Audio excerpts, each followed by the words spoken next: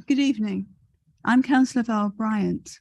I'd like to welcome everyone, members, officers and members of the public to this meeting of the Planning Control Committee.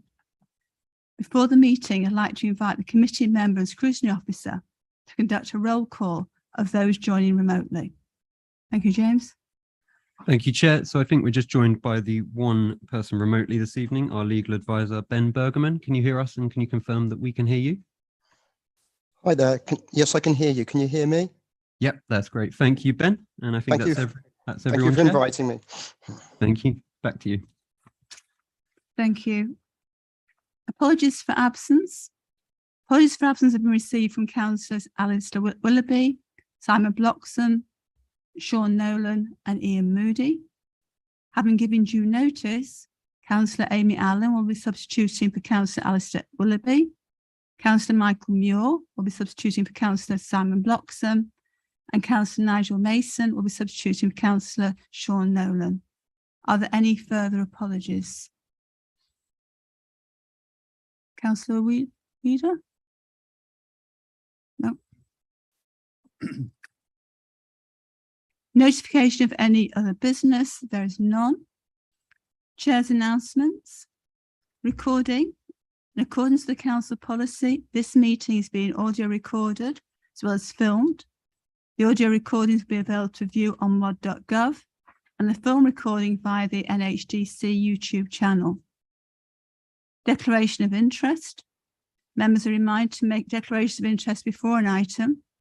The detailed reminder about this and speaking rights is set out in the Chair's announcements on the agenda. To clarify matters for the registered speakers, members of the public have 5 minutes for each group of speakers unless given at more time. That is 5 minutes for objectors and 5 minutes for supporters. This 5-minute time limit also applies to member advocates. So we have one item which has got 10 minutes and we've got 2 items which are 5 minutes.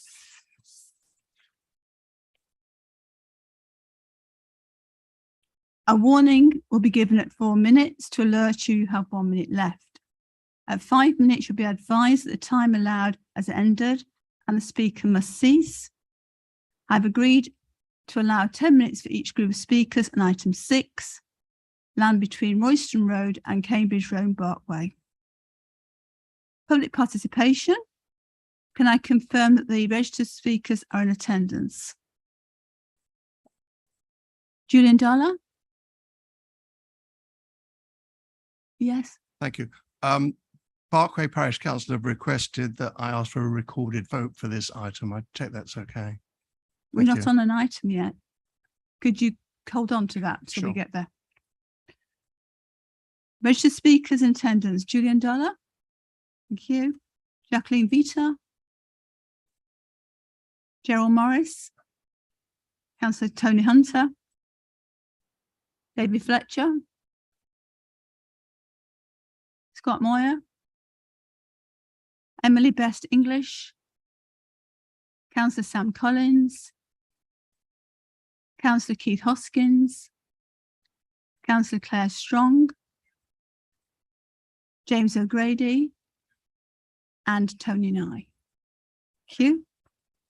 Which brings us to item 5, which is 18/01502/OP, land between Royston Road and Cambridge Road, Barkway, Herts. Councillor Hunter.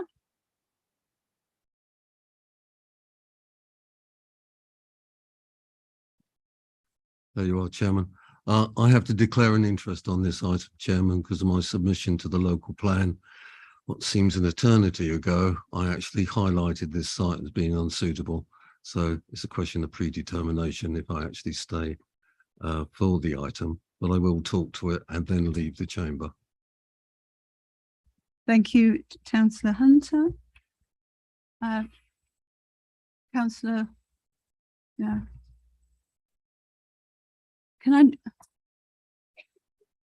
I'm just having a thought about the request for a recorded vote from a parish council. Can I just take some legal advice on that and come back to you? Thank you.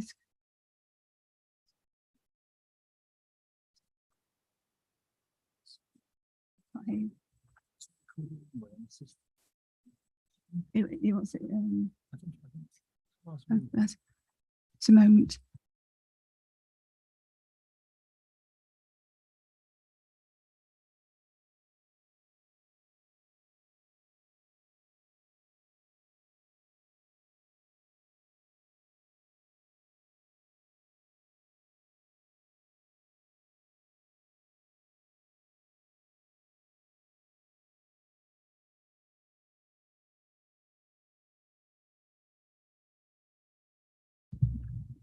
Thank you. I've just been taking some advice.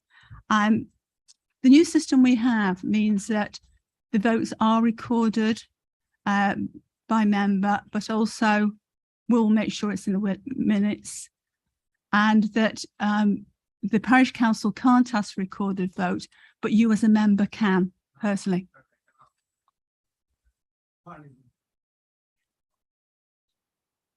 Okay then, thank you. We'll do that.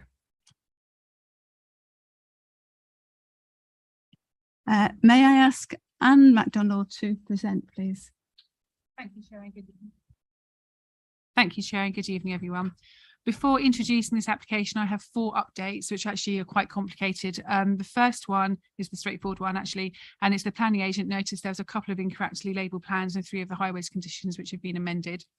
The second update is that last week, Councillor Morris requested this item is deferred from tonight's agenda due to the country having been in national mourning.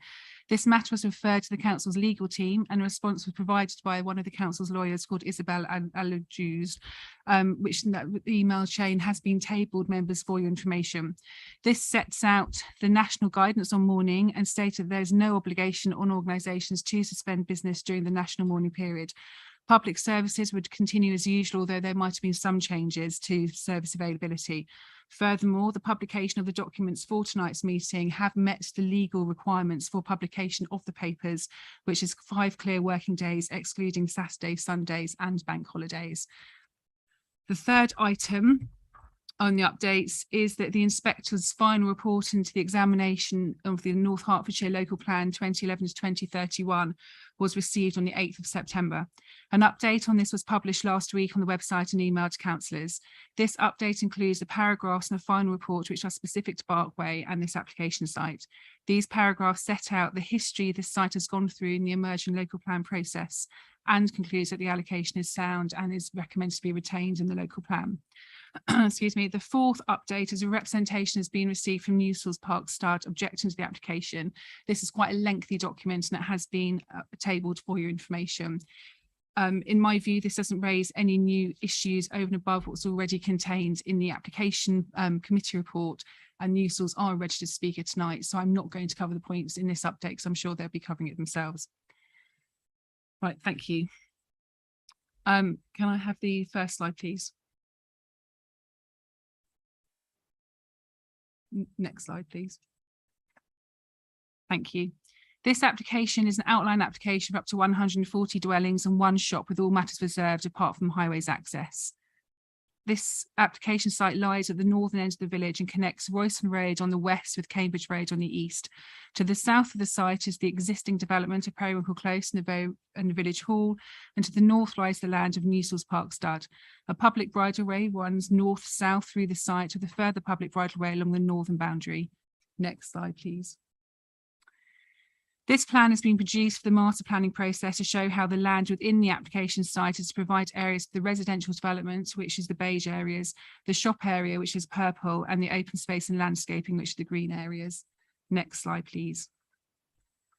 This is a further master planning plan which provides a possible layout for the development. However, as this is an outline application, with the exception of the 2 points of access of Royston Road and Cambridge Road, the rest of the layout of this site may change at the reserve matter stage. A key issue in the consideration of this application is that this is an allocated site in the emerging local plan. Barkway is identified as a category A village, and at the examination public, the inspector concluded that the list of category A villages was lengthy and there was no distinction between category A villages with no housing allocated to them and others where there was. As a result, villages with at least 200 new homes allocated to them were put into the category of villages for growth. There are 5 such villages, which are Barkway, Codicott, Ickleford, Nebworth and Wymondley. A Category A village is one with a range of local facilities such as a primary school, a shop or cafe, a public house, and some public transport links. Such locations are considered to be sustainable locations for new developments, as there are some facilities within walking distance, even if some journeys will need to be made from and to the site by the private car. The Section 106 agreement is in the final stage of negotiation, and contributions are detailed under paragraph 4.3.51 in the report. In summary, contributions are being made towards affordable housing to support the building of a single court community sports hall, waste collection and recycling, middle and upper school education. There is no requirement for primary education, special needs education, library and youth services, fire hydrants, and sustainable transport. It is acknowledged that this is a controversial application in the emerging local plan, allocation in the emerging local plan, and that there was a specific session at the examination in public on whether this site should remain as an allocation. As set out in the addendum, which was circulated last week following the receipt of the inspector's final report, at paragraph 470, the inspector concludes, overall, I consider it unnecessary for Sounders to delete site BK3 or to amend Barkway's position in the settlement hierarchy. The main modification identifying it as a settlement for growth therefore remains justified, effective and necessary. As can be seen from this plan, the area of the reserved school site is retained on the south side of the application site. The committee report discusses negotiations with Herts County Council, who is the landowner for this area. The site-specific policy for BK3 in the emerging local plan only requires for an area of land for a reserved school site to be within the overall land allocation, which it is. As the BK3 policy land area includes all of this area as well as the area shown in the application site, there is no policy criteria to require the delivery of the houses at the same time as the school, and as a result, there is no objection to reserved school site not being within the application site before you tonight. I now have some photos showing views of the site, so next slide please. This is an aerial view showing the site to the north of the village. Next slide please. This is the view looking north from Periwinkle Close, so the first part of the land mass will be the reserved school site. Next slide, please. This is the view from the top of the bridle path within the application site area looking westwards towards Royston Road. Next slide, please. This is a view from the bottom of the bridle path, rear of the school site area looking northwest towards Royston Road. Next slide, please. This is a view of the top end from the top end of the bridle path looking eastwards towards Cambridge Road. Next slide, please. This is the footpath link off Cambridge Road with the east side of the application side behind the fence. Next slide, please.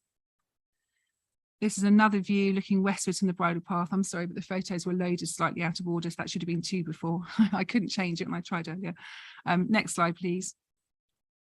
This is on the bridle path looking westwards with the application site being the trees on the left and Newsall's boundary on the right. Next slide, please. The application site is the rear on the fence on the right hand side with the gate. So looking forward, the fence line on the left is Newsall's land and the application site is on the right. Next slide, please. This is Royston Road with the application site behind the hedge line on the left. Next slide, please. This is the view from Royston Road looking east back towards Cambridge Road. Next slide, please. And this is another view from Royston Road looking southeast.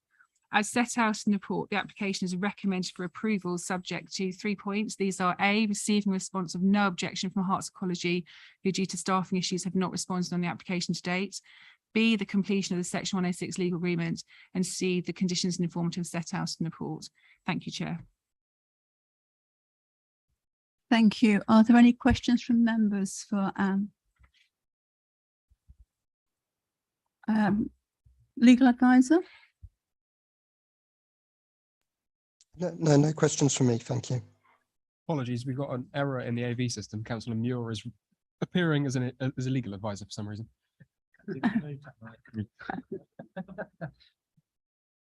Yep. There we go. Councillor Muir. Thank you, Chair. Anne, did I hear you say that HCC owns this land? HGC own the reserved school site. The applicant owns the rest of the site. That I'm a county councillor. So does that exclude me? No, in my view, no, because the reserve school site is not part of the application site before you tonight. Fine. It's part of the allocation area of the BK3 policy, but it's not, the reserve school site land is not within the application site before us tonight. Okay, thank you for that clarification.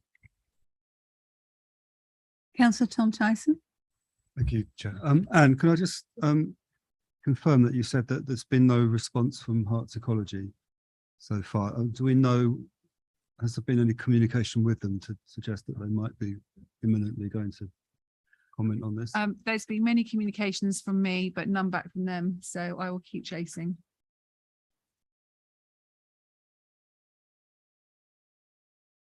Thank you. Councillor Nigel Mason.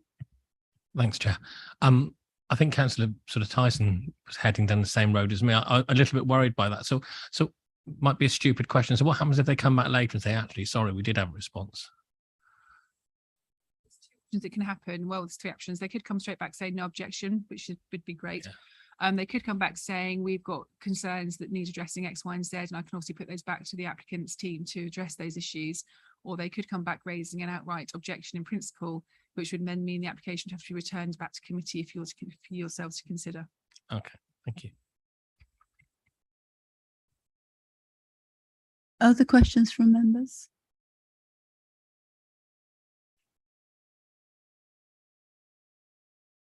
Okay. Councillor Tom Tyson. Sorry, are the applicants here tonight? Thank you. Thank you, Anne MacDonald. Can I move on to registered speakers? Each group has got 10 minutes. First of all, we have the objectors, Julian Dollar and Jacqueline Vita. Where are you? Yes. This is now when you're ready to speak. Thank you for giving me the opportunity to speak to you this evening. I'm grateful as this matter could not be more important to me and my colleagues, some of whom are here this evening. I've managed thoroughbred stud farms, that is farms for the breeding of racehorses, for the past 25 years and have been privileged to be the manager of Newsells Park Stud for the past 16 years. Newsells Park Stud is one of the UK's most successful stud farms with a global reputation for excellence, regularly breeding top-class horses to race around the world. Indeed, in 2019, the stud was responsible for breeding the world's highest rated racehorse. It should rightly be seen as a jewel in the crown of North Hertfordshire. Newsells Park Stud is one of the area's largest rural employers and currently employs 42 people, the majority of whom live on the stud and support local shops and businesses. The stud also supports many local companies buying a variety of agricultural supplies and equipment. It is part of the local community and a long-term supporter, whether that be with money, a minibus, or even a wildlife garden to Barkway Primary School. The land on the stud surrounding BK3 is our best land for rearing young horses.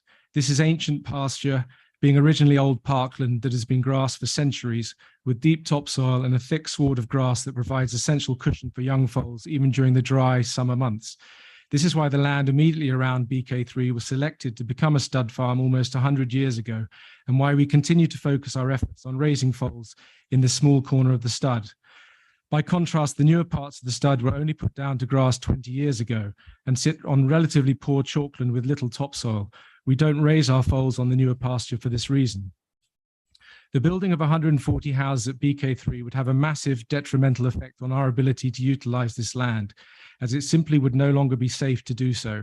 Horses are fight or flight animals. What most horsemen already know, scientific studies have since shown that horses, and thoroughbreds in particular, are especially susceptible to noise and disturbance, causing significant anxiety that often leads to horses having accidents, like running into fences. A housing development like BK3, with all its associated noises and disturbances, built immediately adjacent to our best grazing, is inevitably going to pose a massive safety risk to the safety of our horses, particularly the foals, where no amount of buffering, as set out in the committee report in point 4.3.47, is ever going to mitigate. Equally, we can't afford to risk the welfare of our horses by grazing them in the paddocks adjacent to public rights of way that will inevitably see a massive increase in footfall with the development of BK3. In point 4.3.48, the report both acknowledges and sympathizes with the inevitable increased footfall to footpaths and bridleways that will be caused by BK3, but considers it to be, in quotes, outside the scope of the application, and that the stud can simply erect the proper signage to prevent accidents. With all due respect, all the correct signage in the world will still not prevent loose dogs from causing accidents. And as we experience an ever greater number of accidents and injuries to our horses, so the stud will be forced to abandon its best grazing rather than risk the welfare of the mares and their foals. With no alternative grazing that is well suited to rearing foals, the stud's business will become unviable and ultimately lead to the closure of the stud, the loss of over 40 rural jobs, and impact on all of the business that we support, which rather goes against point 4.3.27 in the report that sets out that, in quotes, the building process will boost local employment opportunities. Finally, I would ask the committee to give due consideration to horse riders who utilize the bridleway that runs through the middle of BK3. Riding through a housing estate will provide significant additional risk of injury to both horse and rider. In closing, while we understand the need for new housing in North Hertfordshire, we ask you to reevaluate the choice to locate that housing here, when it will have such a devastating impact on our business and the small village of Parkway. It's a shame that the committee didn't have an opportunity to look around our business and to meet some of the team to better appreciate the situation. Nonetheless, I urge you please to support us and reject this application. Thank you. I'll be happy to answer any questions that you might have. Thank you. Should I continue? Yes. Newsall Stud is the major employer in Barkway and a source of local pride. It doesn't want this greenfield development, neither does our local MP, our district councillors, our county councillor, Barkway Parish Council, or Barkway residents. The British Horse Society, the Ramblers, and the Friends of the River Quin don't want this development because it will destroy the environment they care so much about. Only the landowner wants the development, and the local plan inspector has not listened to the evidence presented to him, including the evidence against the site allocation put forward by the district council. The planning officer's report does not support the development, but points out difficulties the district council might have in maintaining an objection to it. The parish council have used every opportunity to object to this development and will continue to do so, including supporting the district council at appeal if they refuse the application. Progress with the neighbourhood plan stalled to await the conclusion of the local plan examination on the advice of the district council. We will shortly be submitting the neighbourhood plan under Regulation 15 to ensure that we can influence the future of this site and the sustainable development of the village. Things have changed since BK3 was written. The council's housing requirement has been reduced by 2,500 homes. 140 homes will make a minimal contribution but would cause so much damage to Barkway's environment. The worsening of the raw sewage outfall into the River Quin has not been addressed. Thames Water have categorically stated that the sewage treatment infrastructure cannot accommodate the development. The application should be refused on the basis that insufficient information is available to ensure that the River Quin will be protected and that the raw sewage outpouring into the river will decrease and not increase.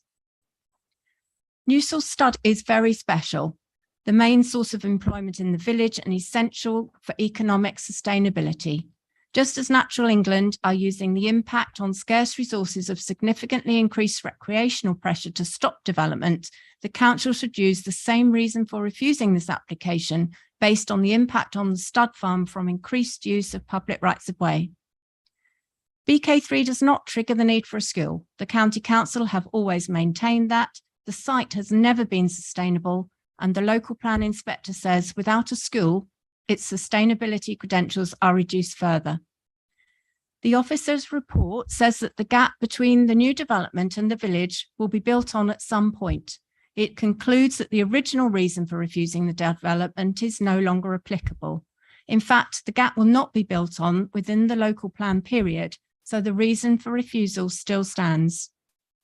The convenience store proposed might not be viable, but its existence for however short a time may damage the viability of the store and the post office in Barley. Both villages could end up without this facility. Finally, the planning obligations listed in the officer's report do not reflect the parish council's understanding and must be reviewed before they are approved. We also seek the following additions to the conditions if this application receives consent. Condition 5 must include hedges in the clause. Condition 9 must require the issue of sewage infrastructure to be resolved before any homes are built. A development and infrastructure phasing plan is not relevant where the failing existing infrastructure is already damaging the environment. Condition 10 must state that a more extensive on-site archaeological investigation is required across the whole site to ensure that the potential that's been identified is fully explored. An additional condition is sought to investigate the internal distribution of traffic without a roadway connecting the two access roads except in emergencies. Condition 19C must include provision of passing bays for construction traffic on local roads to ensure roads are not blocked by passing lorries. Condition 19H must state that all contractor vehicle parking is on site. Condition 19I must specifically refer to the need to protect the continued use of both public bridleways on the site during construction. Condition 23 should require a viability assessment to ensure an additional local convenience store is sustainable. If this planning application receives consent by whatever means, You have 1 minute remaining. the parish council want to be consulted on every reserved matters application so that it can help the district council reduce the negative impact of the development on Barkway. Please be sure to minute this request. The officer's report refers to the tilted balance being in favour of a conditional permission. I implore you to carefully consider what you have heard today and conclude that the application should be refused as inappropriate and unsustainable. Thank you. Thank you very much. Any points of clarification from members? Councillor Levitt. Thank you, Chairman. You mentioned in your, excuse me, having it back to you to where the room's laid out. You mentioned about the Thames Water had raised a specific objection about sewage and that. Give us a little bit more detail about that because I can't seem to find anything on that one.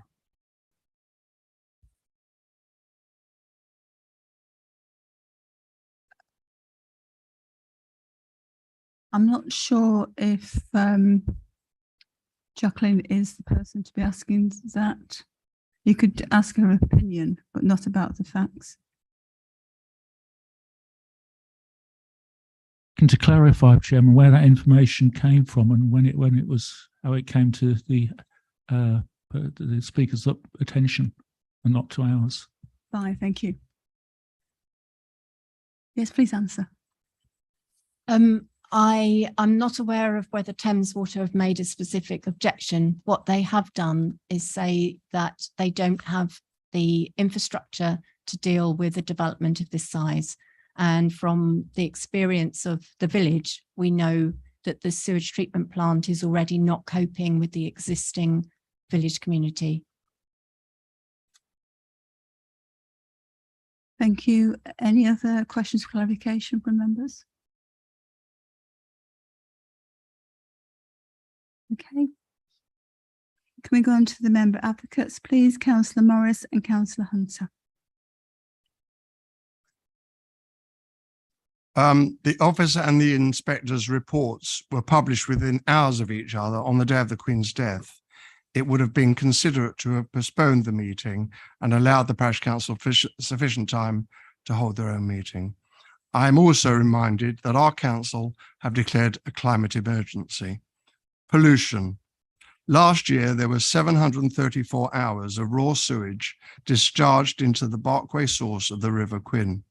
The officer is proposing with Thames Water that the occupation of 140 houses is okay, providing there is a phased improvement plan agreed. This would not include new houses already built, nor does it solve the existing problem. Remember the council's enforcement record and utility companies' ability to wriggle out of their responsibility. How can that be good for our environment? Environmental protection have not been consulted. Why have the Environment Agency not been consulted either? The supplementary does not mention that housing numbers in North Herts are to be reduced by around 2,000. Therefore, 140 houses less will have no impact. Last year, Officer Nigel Smith, responsible for our local plan, and his boss, Ian Falstone, rightly recommended that BK3 should be removed from the plan. The inspector then, in my view, misleadingly comments, for example, if a new school was triggered, when he knows that the county has said the new school will not be triggered. He then goes on to suggest that a minibus kindly donated by Newsells Park is used to take children between the schools, when he knows that it can only be used for school visits. The officer rightly says that the use of the site, excluding the school site, is not ideal. I agree. The rest makes little sense. The officer summarizes my comments in 4 lines, which hardly does justice to what I actually said. The officer talks about the incorporation of a north-south green corridor through the site. This is actually an existing ancient green corridor. Building a road across it will destroy it. Wildlife, deer, and protected badgers do not understand how to safely cross a road. How can probably killing wildlife improve an ancient wildlife habitat? County asked that the British Horse Society be consulted by the developer. That's too late. The parish council did, and the British Horse Society object. The officer says that the whole site doesn't need to be developed at the same time as the school, when we know that the school site will not be developed within the likely plan period. An earlier BK3 officer's application recommended refusal, partly because piecemeal development was not acceptable and the houses would be separated from the village. Therefore, how can piecemeal development be accepted now? The officer confirms that the lack of a built school is an obstacle to integrating the site into the village. The officer agrees that there will be a gap and says that the school will eventually be built. The officer is not clairvoyant and doesn't know that. There's no business plan for the convenience store. Have the officers considered its impact on Barley convenience store?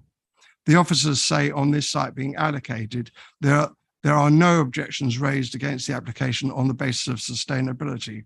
Read the hundreds of objections. There is no S106 agreement.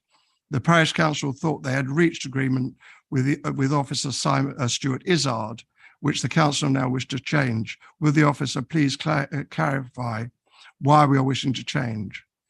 The officer suggests that Newsells Park Stud could erect signs saying, "Do not feed or pet the horses." Newsells is not a children's petting zoo. And what about dogs? Perhaps a sign for them also. The quantum impact of 140 families, some with dogs, will cause irreparable damage. The loss of 40 plus jobs and the harm to their family does not boost local employment opportunities or benefit the rural community. It won't be the property developer that's telling them that.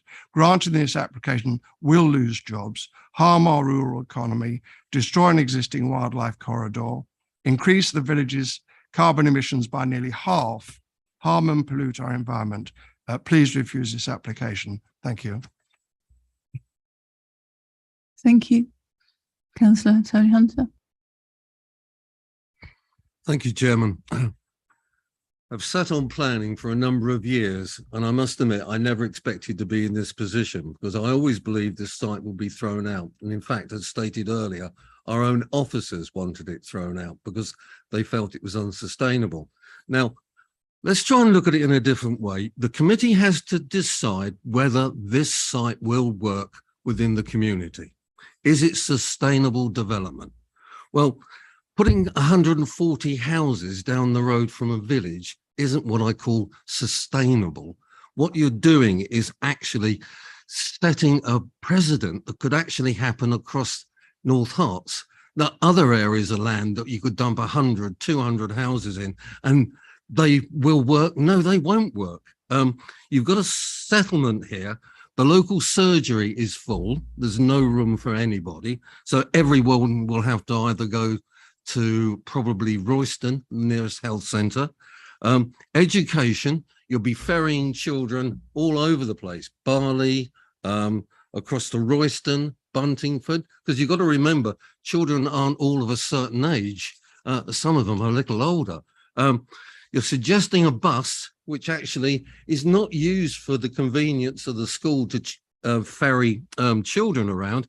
It's actually used to take them out on trips, and it works quite well. It's madness. There's no public transport, or pretty minimal. I think there's 4 buses that drop in and out of the village every now and again. And that you couldn't go to work on a bus. You couldn't come home on a bus because of the timings of them.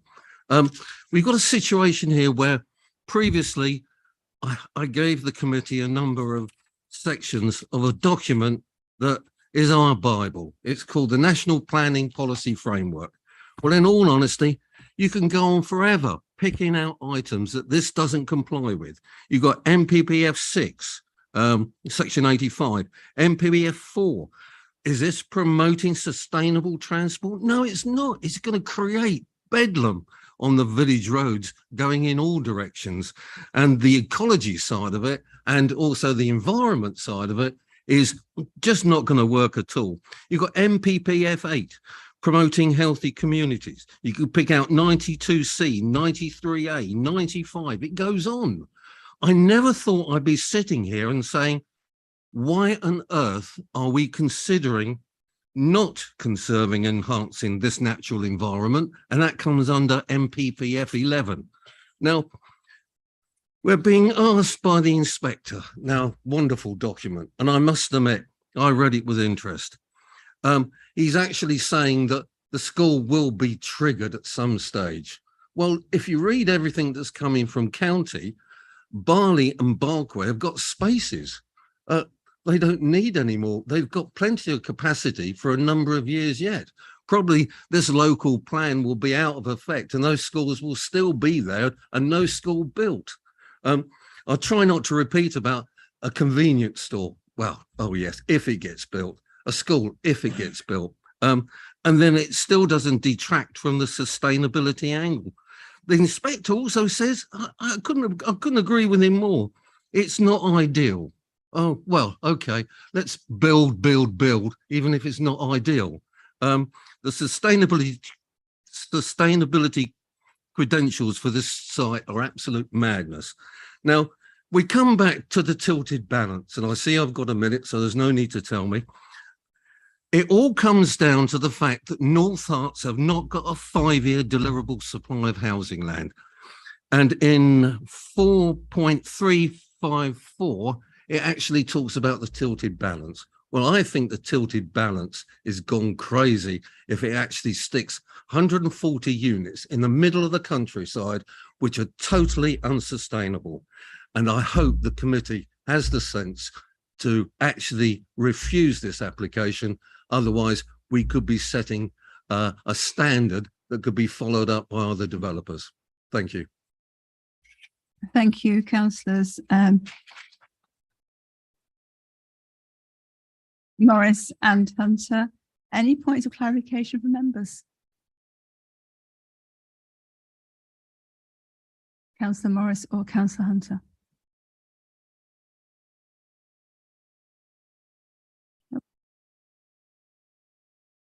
Can we then go on to the supporter, David Fletcher? Like to begin? We have 10 minutes. Thank you, Chairman.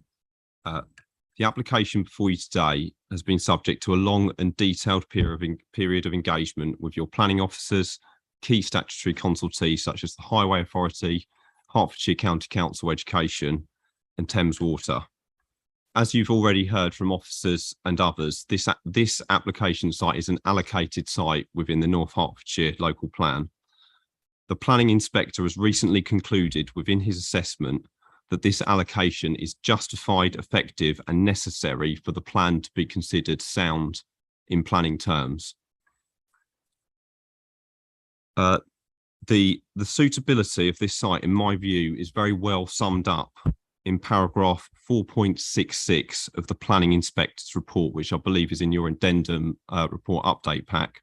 And to read that paragraph in full, this is the inspector's words, although the smallest of the settlements for growth, Barkway still retains some services and facilities associated with this tier in the hierarchy. It is not distant from Barley, which has other community facilities.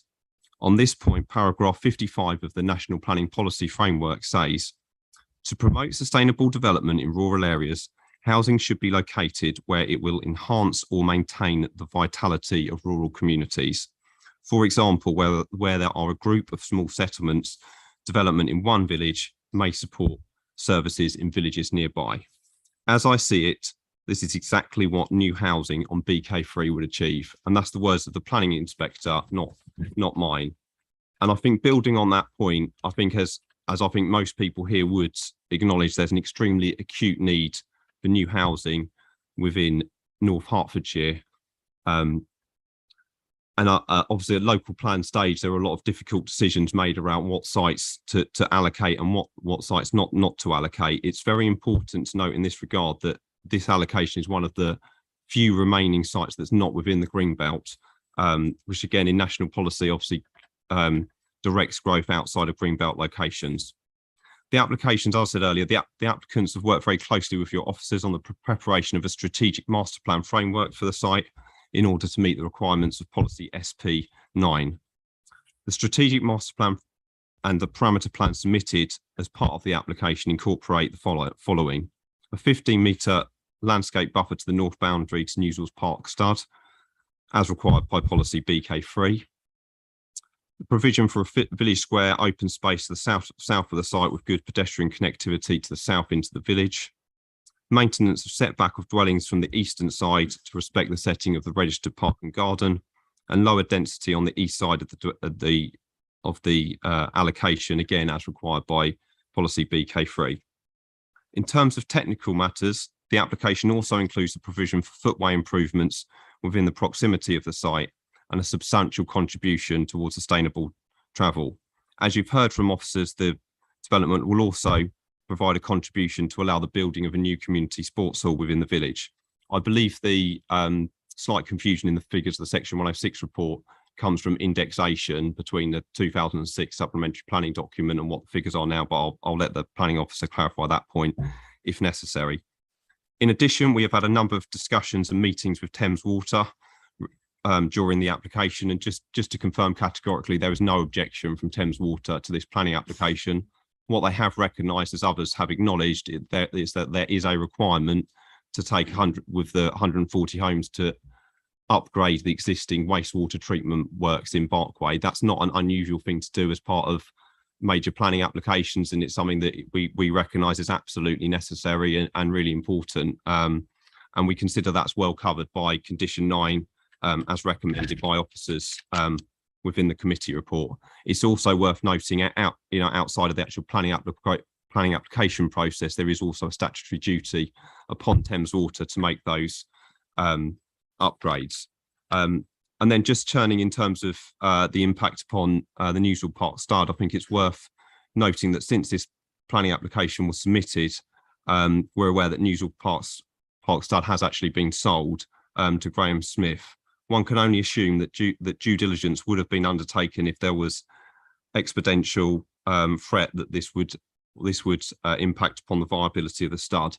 I would also say that the impact upon the stud was considered in detail by the planning inspector within his report, and I think he has summed up the issues well.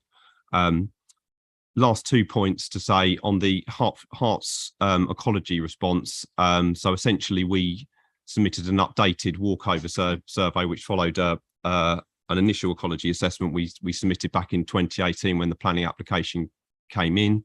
Our ecologists have done their own assessment. There hasn't been any change in terms of ecological value on the site, so we don't consider that that's particularly controversial in terms of what HCC will come back with, but obviously very happy with the officer's recommendation in that regard.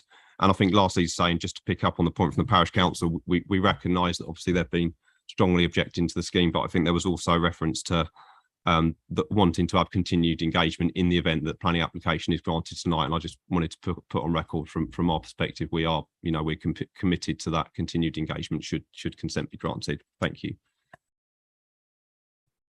Thank you. Any points of clarification from members?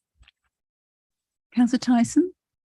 What I'd just like to do is just go over that Thames Water issue quickly again.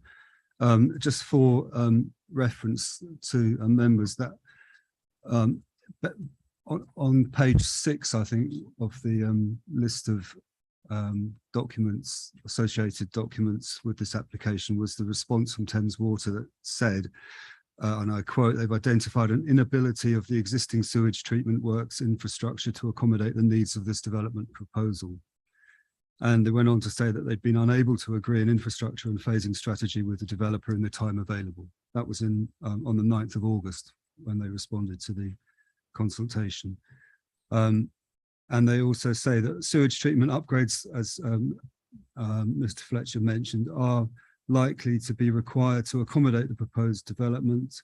And further, any upgrade works identified will be necessary in order to avoid sewage flooding and or potential pollution incidents. And according to the parish councillor, that's something that there's been a history of spills into the River Quin chalk stream, which is obviously quite unacceptable and has to stop and can't be allowed to get any worse. So what my question is to Mr. Fletcher is, what in practical terms does this all imply in terms of the water treatment plant at Barkway, and how are you going to make sure that that upgrade is implemented? Of just how the legislation is, and so planning officers might add to this. So the duty is on Thames Water to make the upgrades. Obviously, it's their asset in terms of they have a statutory duty that if planning permission is granted, that they have to upgrade the wastewater treatment works in the event that they consider that is needed. As I've said earlier, and I think as others have said, there's absolute recognition that the wastewater treatment works in Barkway need to be upgraded, and that will happen as part of this application. What we have discussed with them to date is around, and I think it's worded in the condition, about phasing of the development. So only X number of dwellings can be built until such time as then the wastewater treatment works are upgraded, or there's different upgrades that need to be happening at different times. So it's done on a phased basis. So it'll be X number of units are occupied and these works will be undertaken, and a further number of units will be occupied and additional works will be undertaken. They're the discussions that we've had with them today. It's through appreciate that it's a technical matter. Obviously, ardent consultant engineers who are our engineers on the project have been leading those discussions with them. Thank you. Yes, certainly. Just to follow up, is there any forecast of a time frame to come to some resolution about this? I think really it will be led really by the speed that we're looking to implement the site out. But I think obviously the condition is worded that we can't occupy any dwellings until such time that we've identified with Thames Water the upgrades that are required and the phasing for that. I think we've already got a pretty good idea in terms of what's required to be done, but we need to work that out formally as part of the condition. Thank you. Any other questions from members? Clarification? And no. Can I give Anne or Simon the opportunity to respond to any of the points raised?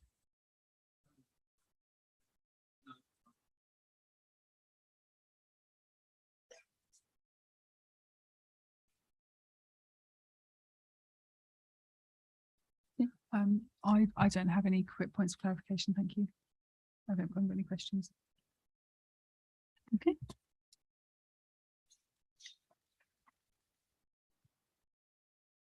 Shall we continue to the debate? Who would like to speak first?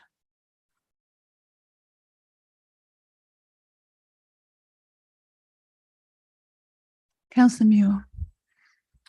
Can I just say, as far as the county council goes and schooling, they have a rough plan that 500 houses means one form of entry for a school. So if this is passed, 140 houses will not produce another form for the local school. Thank you. Other questions?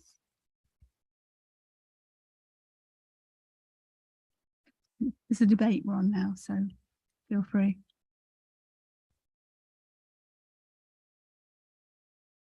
Councillor Levitt. Thank you, Chair. I do have a number of concerns with this, primarily around the sustainability and the ecology ones in particular. Paragraph 4.3.1 lists key issues, and amongst those are sustainability and ecology. Sustainability, I think Councillor Hunson has already mentioned it about the bus service. There was one when this site was first considered, when we had the first report.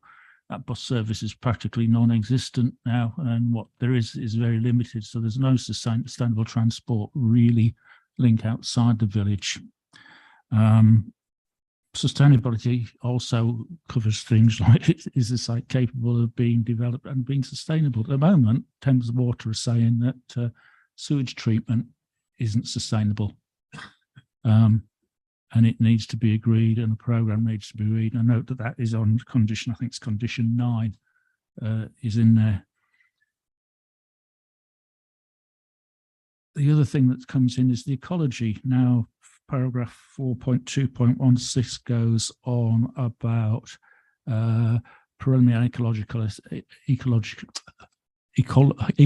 assessment was submitted. An updated one has been prepared, and I think part of the reason was because the original one wasn't accepted. It says there's biodiversity net gain. However, that's the developers' views, and that's in the developers' submissions. What we haven't heard from, most importantly, is Herts County Council Ecology one. We've had no response from them, no update from them, and there is a little condition that says they must agree to it. However, it's a key issue, and we've had nothing on it. I don't think we should be taking this one any further until we hear from that, hear on that ecology. I think at the moment, I'm going to make, it's going to be really unpopular. I'm going to make a recommendation to adjourn until we have that information available. Or defer the item rather, until we have that information available.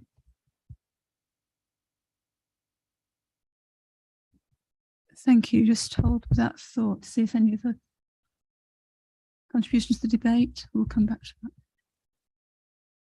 Councillor Amy Allen. Oh, yes, right, isn't it?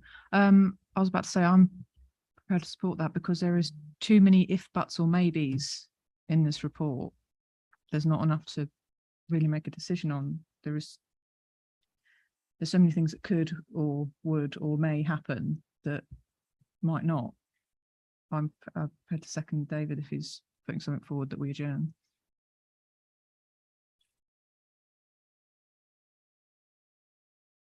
Any in the office like to make a comment on that?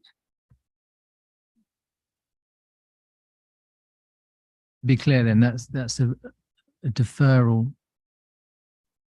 So until we hear from Hertfordshire Ecology, the planning committee is not prepared to make the decision. Is that the essence of the deferral? It's just that one issue. I do have other concerns as well around the Thames Water thing, about the either put something in place, agree a plan with Thames Water, or have a phased input. And I'd like to see that tightened up a little bit, because I think actually granting permission, outline permission at the moment, would allow that development to go ahead subject to the reserve matters. But nothing can be occupied until the sewage upgrades are done. And the speaker has said that that's actually up to Thames Water. And Thames Water seemed to be saying here that that needs to be put in place, but subject to an agreement. And I'm really, if we went with anything, I would like to see that condition upgraded to no development shall commence until as well. So I think that's one thing we could also defer for is to get clarification on that, about what way it is going to go. Is everything going to be agreed beforehand, or will it be a phased development? Because at the moment it's a little bit unclear as to where that goes. So that's another reason for deferment, Chair. I think just 2 points to advise on that. I think the idea of deferral, awaiting the outcome from Hertfordshire Ecology, from my understanding, doesn't impose any more cost on the applicant. And it's a straightforward committee, a concern. There's no response from Hertfordshire Ecology, and you're not, because the applicant submitted everything that they've been asked to do so far on ecology, and we're in a position where we haven't had a response. And it's unfortunate, but this has happened on other issues like lead local flood and things like that. There's risk involved in that decision, because obviously from the 30th of September, the applicant has a right to appeal against non-determination. If you then, there is risk, but that's not a massive risk.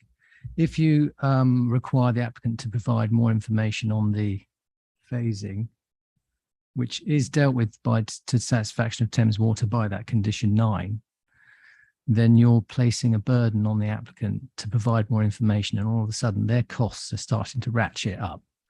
So at the moment, if there's an appeal against non-determination, they're going to say, there's 2 issues that we have to address. One is the ecology, which we're not going to add any cost to. The other is that. So I think the least risky option would be to defer just pending the ecology issue. But that if we then return the application, if we receive the ecology issue and we receive a response from Hertfordshire Ecology, we would bring this back to committee. That doesn't mean that you can't make a decision either way on other issues. So that's the risk. So the applicant could think, well, I'm just going to go to appeal here because I'm not sure what outcome I'm going to get. But there's less risk with that than there would be if you were placing additional burden on the applicant. Do you see what I'm saying? Yeah, understood. So in that case, I would go just with the hearing from Hertfordshire Ecology. We haven't debated this at great length at the moment because we haven't got all the information we need. That's the reason for deferral. There's a number of items there I think we could have debated and should debate when it comes back. And I don't think by deferring at this point there's anything to stop us debating anything else within that report when we see the application again, is there? That's correct, Chair. And other events may have taken place in the interim period, such as the adoption or non-adoption of the local plan, and that will clarify other issues as well. So by buying that time, you're automatically giving yourself the prospect of other things changing, because the plan can only be adopted all or nothing. You can't adopt it and kick out VK3, I'm afraid. It doesn't work like that. So the decision on adoption will influence the outcome of this application as well. Thank you for advice. In that case, I continue to move that we defer this application pending the report from Hertfordshire Ecology. Thank you. Do you have a seconder? Councillor Amy Allen. Yes, Chair, I'm prepared to second that. Thank you.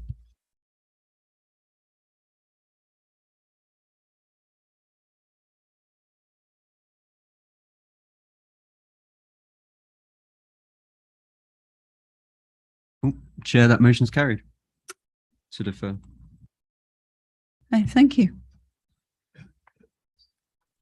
A few minutes while some of the observers may be leaving or may not be leaving, and to move people around.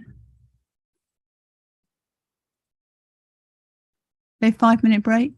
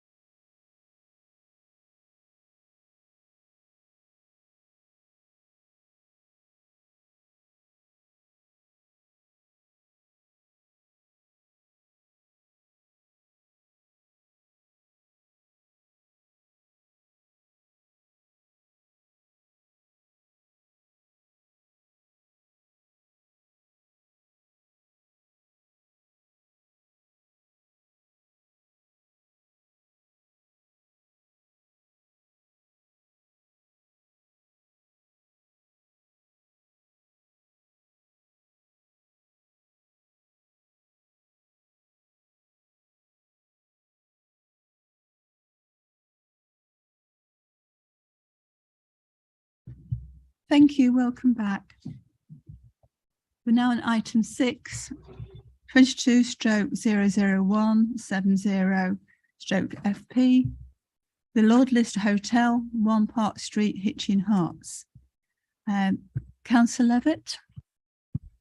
Thank you, Chairman. When we heard this previously, I made a statement. The Overview and Scrutiny Committee, of which I am chair, has done a call for account on the circumstances leading to the urgency decision on the Lord Lister. That will be held next week on September the 28th as a special meeting, and the agenda has been published today. I believe that it is best in the public interest and for transparency that although that call to account will not examine the planning issues at all, that for transparency I will not take part in this part of the meeting, nor will I take part in a debate, nor will I vote, and I'll actually move slightly to the back so it's clear that I'm not taking part, Chair, if that's okay with you. Okay, thank you.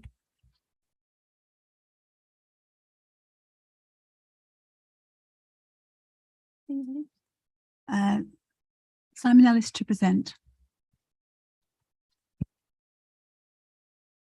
Thank you, Chair. This was reported to the committee on the 23rd of June, and for those that weren't here, I'm going to go through the slides again, and just for clarity so that you can refresh your view of the plans. And just one correction before I do so. Again, apologies, there's a reference to 24 bedrooms on paragraph 4.1.1. It should be 21. So can I go to the slides, please? Can I have the next one, please? I'll have the next if I can. So that's the site location plan of Lord Lister Hotel, former Lord Lister Hotel and Car Park at the junction of Bridge Street, Park Street and Queen Street in Hitchin. Go to the next slide. That's as part of the ground floor plan showing the location of entrance gate and position of CCTV cameras to the frontage. Have the next one, please. That's a part block plan. That's the block plan and also external features, including lighting and the boundary fence. You can see there, that's on that plan there. That's slide 3. Next one, please. This is the ground floor plan showing office, meeting rooms and ground floor staff space, kitchen and laundry room, privacy films on external windows on the ground floor, internal and external CCTV points, secondary glazing for noise protection, and internal locks. Can I have the next one, please? This is the first floor plan, includes bedrooms, secondary glazing again on the frontage, and internal CCTV points. Next one, please. This is the second floor plan, which again includes bedrooms and shows secondary glazing on the frontage and internal CCTV points again. And the next one, please, should be a photograph. That's the front of the Lord Lister Hotel. Next one, please. It's a wider view from the access across the road towards Park Street. And the next one. Sorry, that's vehicle access to, no, that's not. Can I have the next one, please? Yeah, that's the vehicle access to the rear car park. And the next one. That's the view under the entrance towards the rear car park. And the next one, please. That's view of part of the rear car park. And the last photograph should be next. And that's the rear of the building showing pedestrian entrance to the building underneath the arch within the car park. And that should be it for slides. Thank you, Chair. That's the end of my updates. Thank you. Do the members have any questions for Simon? Councillor Daniel Allen. Sorry if I'm bringing this up early, Simon. Just one question. You mentioned repeatedly secondary glazing there. So that's to be applied to the building. That's not already there. Yeah, that's correct, because they also require listed building consent. So thank you. Yeah, thank you. Thank you. Any other questions?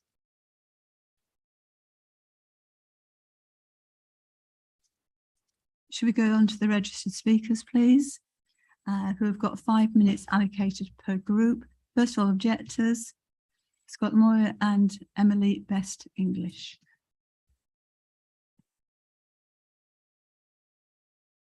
Good evening. I am Scott Moyer and I live in a property adjoining the Lord Lister on one side. And sitting next to me is Emily Best English, the resident landlady of the Half Moon Public House, which adjoins the Lord Lister on the other side. Tonight, we will highlight further failings on this application, which contravene planning policy. Point 1, accommodation with support. Simon Ellis confirmed at the last meeting that the application is for assisted living and that this is a relevant planning consideration. The provision of 24-hour support is, however, a temporary arrangement due to change in March 2024 or thereabouts when the Haven facility in Letchworth opens. Key Stage have outlined their intentions to the council to add kitchenettes, thus converting each bedroom into a self-contained unit to perhaps operate as a step-down hostel. These tend to operate with occasional support, as opposed to 24-hour support specified in this planning application. This committee will also be aware that the Levelling Up Housing and Communities Committee is due to publish a full report on exempt accommodation imminently. How can the committee reach a decision without considering these recommendations, which have direct implications on this very type of accommodation? Point 2, self-contained. The residence rooms are not self-contained units. These units are hotel bedrooms with a bathroom and access to a small communal kitchen. It simply is not possible for many of these rooms to accommodate kitchenettes due to size. Point 3, lack of amenity space. With a maximum 24 residents and one shared kitchen, it is only possible for a few people to prepare, cook food at any one time. Additionally, there is no dedicated dining area, exacerbating the cramped living conditions. Point 4, safe, accessible and inclusive. The Lord Lister does not provide sufficient safe space for female residents separate from male residents, and the proposed female accommodation, the annex, away from the main building, was rejected as feeling unsafe. There is no disabled access for residents, staff, visitors or external agencies. There are no level thresholds, numerous internal steps to navigate to the kitchen, laundry room, staff toilets and smoking areas. Bathrooms are not accessible and areas outside the building are on an incline. North Harts Council is failing in its responsibilities under the public sector equality duty in approving a project, partnering and funding supported accommodation for a property that does not provide equality of access for people with protected characteristics. NPPF paragraph 130F to create places that are safe, accessible and inclusive applies. Point 5, waste collection. To achieve secure by design accreditation, the location of the waste bins will be approximately 30 metres from the property boundary, far exceeding NHDC's 15-metre pool distance. This would lead to a large vehicle obstructing the public highway for a long period of time and is detrimental to highway safety and amenity. Point 6, access for emergency vehicles. The provision for access by emergency vehicles is a material consideration for this development, which relies heavily on frequent attendance by police and other emergency vehicles. NPPF paragraph 112T, considering the development proposal applies. Point 7, the gate. The Highways Consult have acknowledged that the site's vehicle access is narrow. There is no explanation of how a vehicle user can operate the gate by keypad once in the coachway. And for point 8, the economic aspect, I'll pass on to Emily. My husband and I have owned the Half Moon pub, which was recently classed as an asset of community value for nearly 5 years. As the business directly adjoining to the Lord Lister, I'm telling you this has had a massively negative impact on our business and lives. The antisocial behaviour of the Lord Lister residents since December 2021 has led to regular customers no longer using our pub, musicians being too scared to perform after receiving abuse over the fence from the residents, and finally the loss of trade brought to us when the hotel was operating. Bradshaw and Johnson accountants prepared a financial statement comparing periods between December and March when the Lord Lister was open as a hotel against the same period after it was taken over by Key Stage. This shows a clear reduction in takings of £32,295.45. How can you approve this application knowing the negative impact it's having on my existing business when paragraph 187 in the MPPF states assuring effective integration with existing businesses? Thank you. Any points of clarification from members?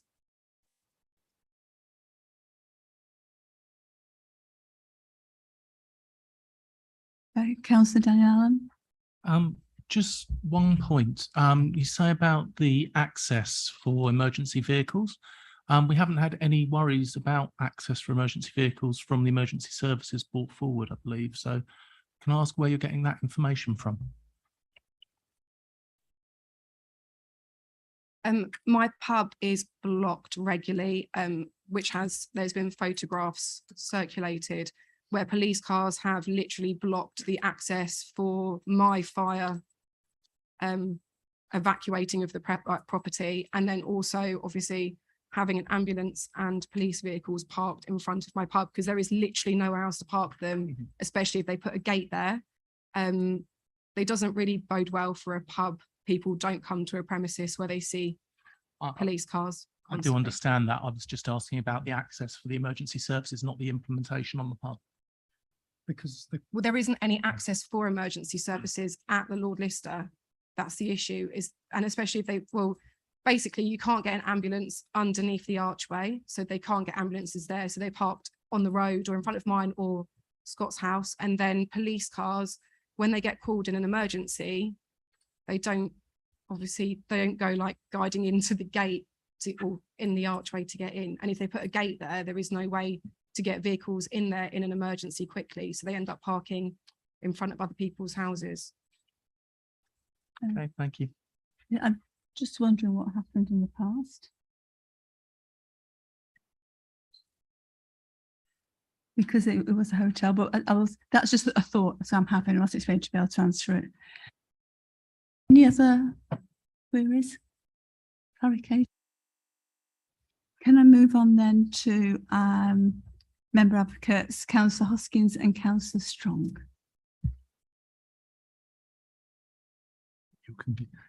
Thanks, Chair. There's been nothing added to this application that would change the views that were expressed on the 23rd of June.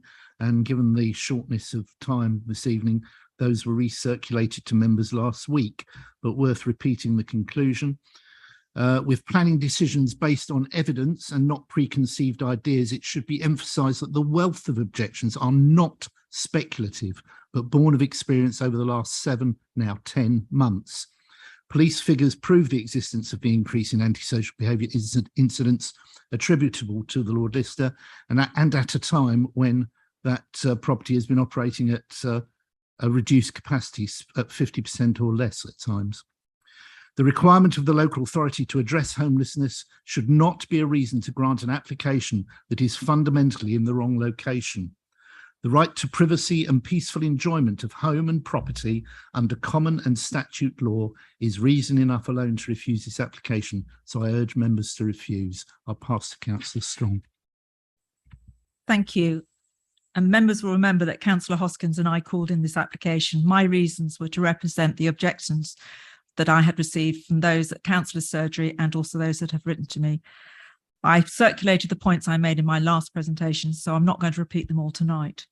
But in this report tonight, Mr. Ellis states how the site is managed and how the behaviours of those residing in the hostel are not planning matters, and therefore the application should be approved as he considers the change of use from a hotel to a hostel to be broadly similar. He has also consulted with NHDC's strategic housing manager, who supports having more accommodation for single homeless people with complex support needs. But in his report, he fails again to consider whether the converted Lord Lister is the right location for such a facility. I would remind members that our planning training, we are asked that what is the harm that I am protecting, and then look to mitigation. Mr. Ellis has included a number of conditions for the site, but I think you have to ask yourselves, would any of these have prevented the increase in crime and antisocial behaviour that is being reported in the surrounding streets when this surrounding streets when this site is under occupied? If you want to check what the crime rates are, you can go to the WW police site and have a look. I did this and I searched on Park Street. In February this year, 25 incidents reported, compared with none last February. Also in the pack you received, you should have seen this, and I'm holding it up, a graph of what the increase in antisocial behaviour and crime has been. There are many reasons why this application fails the NPPF, reasons that similar applications for hostels in other districts have been refused and been dismissed on appeal. The single example that Mr. Ellis has referenced is not for a hostel squeezed between a pub and a family home. I therefore will repeat to you what I said before. This proposed change of use is contrary to policy D3 of the local plan and fails against various paragraphs of the NPPF, in that the hostel, due to its close proximity to the adjoining business and residential properties, will have an adverse impact on the residential amenity of the local area, and therefore the proposal will undermine the quality of life for local residents and is incompatible with the surrounding residential and business users. I also believe that insufficient consultation has been done to take into account the views of the community and the impact that the loss of the hotel would have. It is your decision tonight, committee, and I hope that the community trust that you will make the right decision for them. And I'm going to hand over to Councillor Collins. Thank you, Councillor Strong. And just to sum all of that up, we've heard that there is an evidence-based increase in crime and antisocial behaviour in that area as a direct result of the Lord Lister's current function. That is in breach of paragraph 92 of the NPPF, which says very clearly that fear of crime, increasing crime, is something that is reason to refuse planning consent. The appeal that is quoted to you, that's misleading. The excerpt you were given doesn't feature all of the information. So I'd urge you all to look at the email that I've sent to all of you that details this a little bit more, but that case in Portsmouth does not apply to the Lord Lister Hotel. It's a totally different situation, and that doesn't argue. Also, I'd look at some of the planning consents. We are able to look at numbers of people in the Lord Lister, the amount of care. That was done by Key Stage Housing in Northampton. Why can't it be done here? We did it for Haven First in Letchworth. Why can't it be done here? There's various reasons detailed in the packs you've been sent to reject this planning application. This is a completely unsuitable place for this. And just one condition that I always request is, can we have some electric car charging points in the parking as well? Thank you. Could I just check with you, Councillor Collins? Was the email you're talking about the one that was sent out at 20 to 7 this evening? Is that the one? Yes, but it's still, yes, that's correct. But you've also seen some of that before in the email I sent out. Was it in June? The packs you all had and the details you had in June. Because I think that may have passed members by as it was so late that they might be on the way here.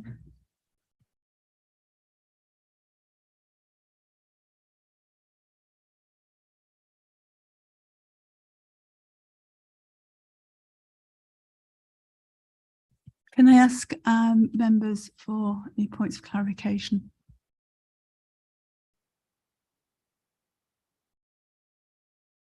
Councillor Daniel Allen. Can I just confirm, you've mentioned there was an increase in the antisocial behaviour, but it does appear that when the police report this, there's actually very few percentage-wise numbers that are made as people from the hotel at the moment. Can you confirm that all of your numbers are accurate compared to what we're getting responded from the police?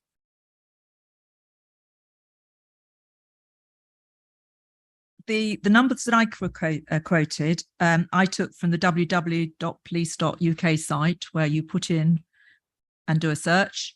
I put in Park Street Hitchin, and that reported 25 incidents and none in the February previously. I'm assuming, looking at this, and I don't know who actually prepared this. I don't know if it's Scott or Emily prepared that. I'm assuming that also came from the www.police. Yeah, so it's the same place that we both got our information. But that doesn't actually there tell you exactly that it's because of a resident that is being in supported housing in the Lord Lister, but it just reports very plainly the increase in antisocial behaviour and other crimes that are in that area. And again, I think you can see there is a significant amount that is there, and the police also recognise that some of the increase has gone to the Lord Lister. But overall, there's an increase that is for the Lord Lister, and an increase, I would say, that has not been attributed to them. But you have to ask the question then, where has it come from? Yes. Can I just say that I'm quite confused here, because when I looked at this as late as 5 o'clock today, I was looking at emails from the police, which were listed, talking about 21 incidents over 18 months.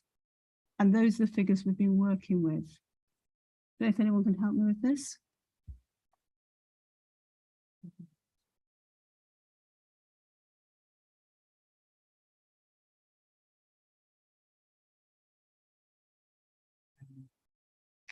Said that there was 85 incidents within our specified area, and of those 85 incidents, 20% were directly attributable to Lord Lister, and that's in the planning NHDC's consultation from the police liaison consultee. Certainly, what I've been looking at in the last couple of days, including this afternoon, from police officer, I can't lay my hands on it this second, was an email, and which we actually checked with the police officer, and was talking about 21 incidents over an 18-month period.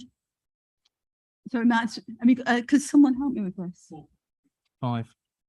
Thank you. 14. Of January 2021 to 31st of May 2022, there were 86 incidents of antisocial behaviour in the locality chosen. The 18-month period of the monitoring has been confirmed by the police, of which 14% were attributed to the Lord Lister Hotel site. During a period of between 30th of June and 31st December 2020, i.e. 6 months pending, in the same area, there were 25 incidents of antisocial behaviour, none of which were attributed to the Lord Lister. Thank you.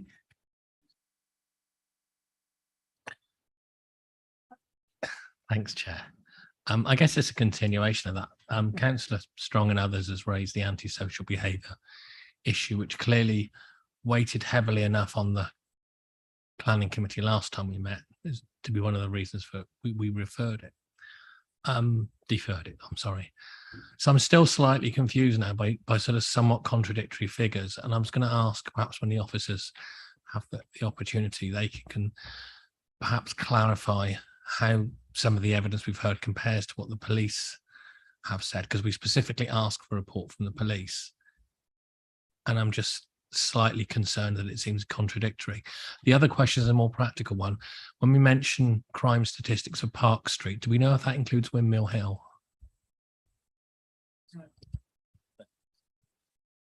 I think Park Street was Park Street.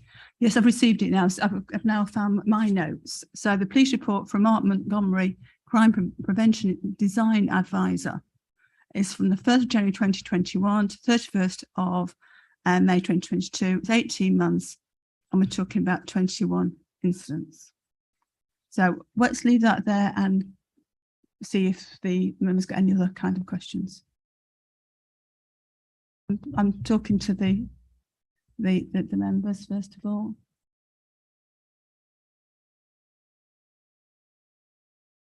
No?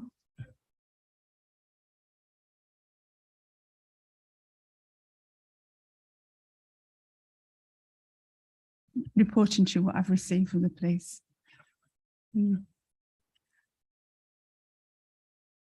Councillor Strong, what is the nature of your question? I'm just trying to help clarify on the figures and the numbers, and as we were trying to say, the increase has gone from 21 incidents on the previous up to 84 incidents of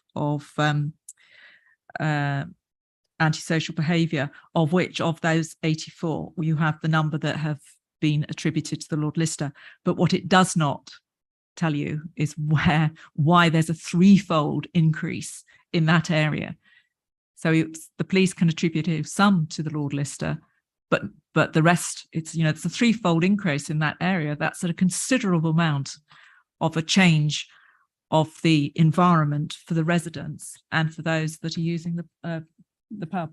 Yes, you can appreciate I've got to use the figures that have been given to me by the police, and they've been given in the last 24 hours. Any more matters of clarification from members? No. We'll then go on to. Oh, sorry, Councillor Derbyshire. Whilst we are on the point of the police report, in the appendices attached at Appendix 2, it reads to me that the report's only covering a period of 5 months from the 1st of January to the 31st of May 2022. That's how it reads to me. No, we had it. We actually emailed and asked that question because we read it like that to begin with, and they did say. But thank you very much for that.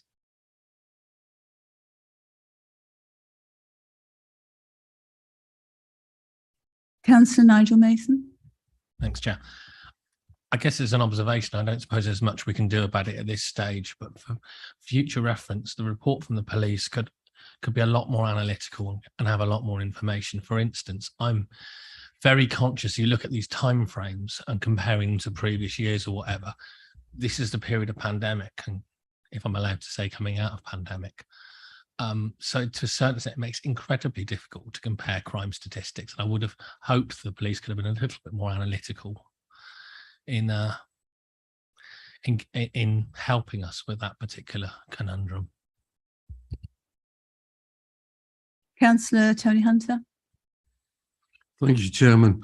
I get the feeling that antisocial behaviour in the entire area has gone up, whether or not it's down to the Lord Lister or whatever, which does seem somewhat suspicious.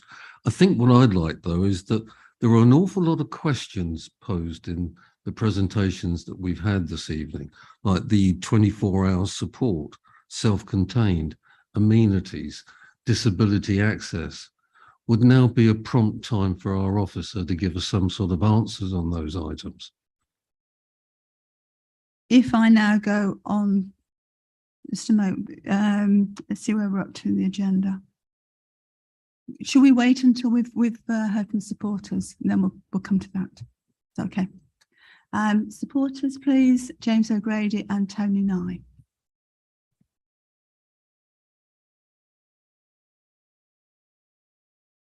Good evening. My name is Tony Nye and I am the Operations Director for Key Stage Housing. Thank you for your time this evening, Madam Chair and members of the committee, and for your consideration of this application. As we know, the Strategic Housing Manager's statement and the Members' Information Statement as published on the 26th of August, North Hertfordshire supported over 150 single people experiencing homelessness last year into hotels, most with at least one support need, many with 2 or more.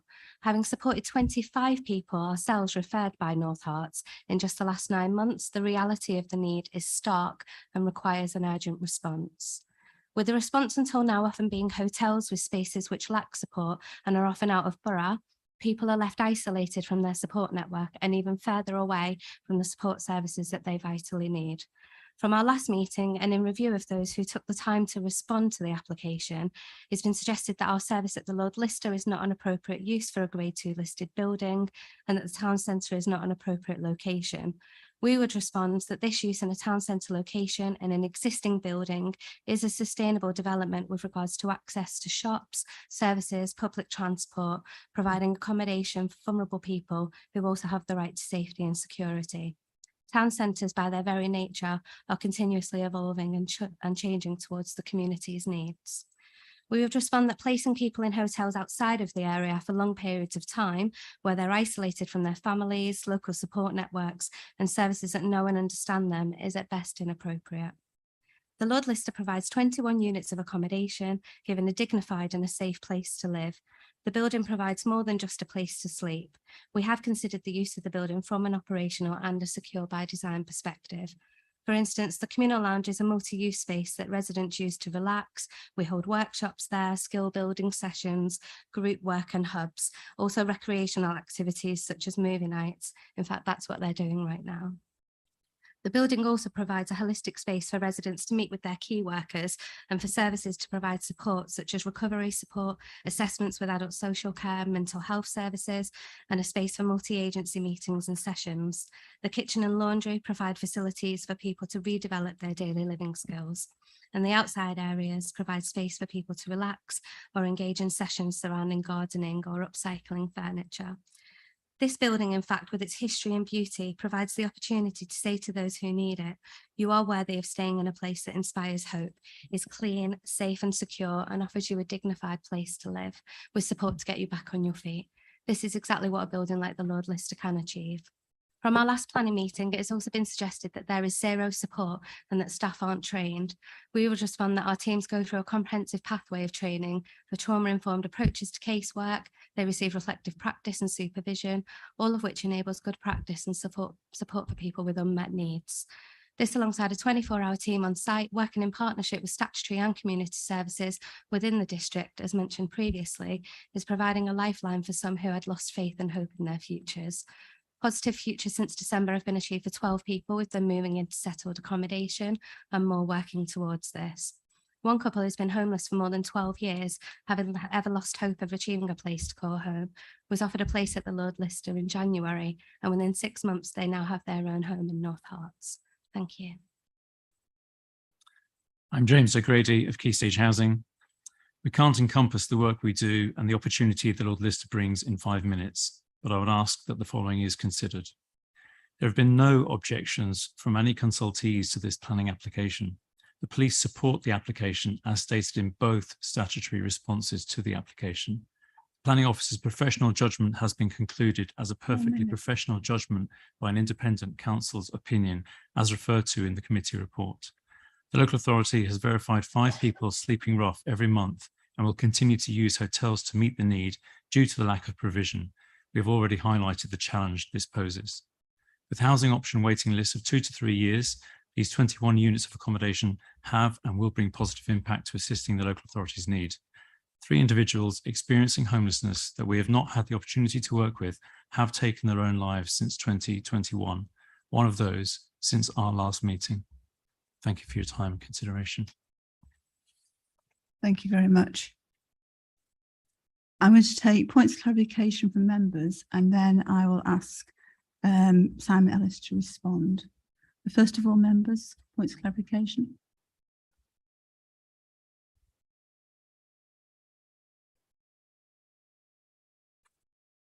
Councillor Daniel Allen. With the 21 units of accommodation, is there the intent to have on-site kitchenettes, or is it going to be using the main kitchen for everybody? We do have an intent to have on-site kitchenettes in rooms. These will still allow the use of the main kitchen in the building, and with sporadic use by individuals, it doesn't mean that any space is clogged up during any period of the day. They can work with each other as well as at different times throughout the day. Thank you. Any other questions?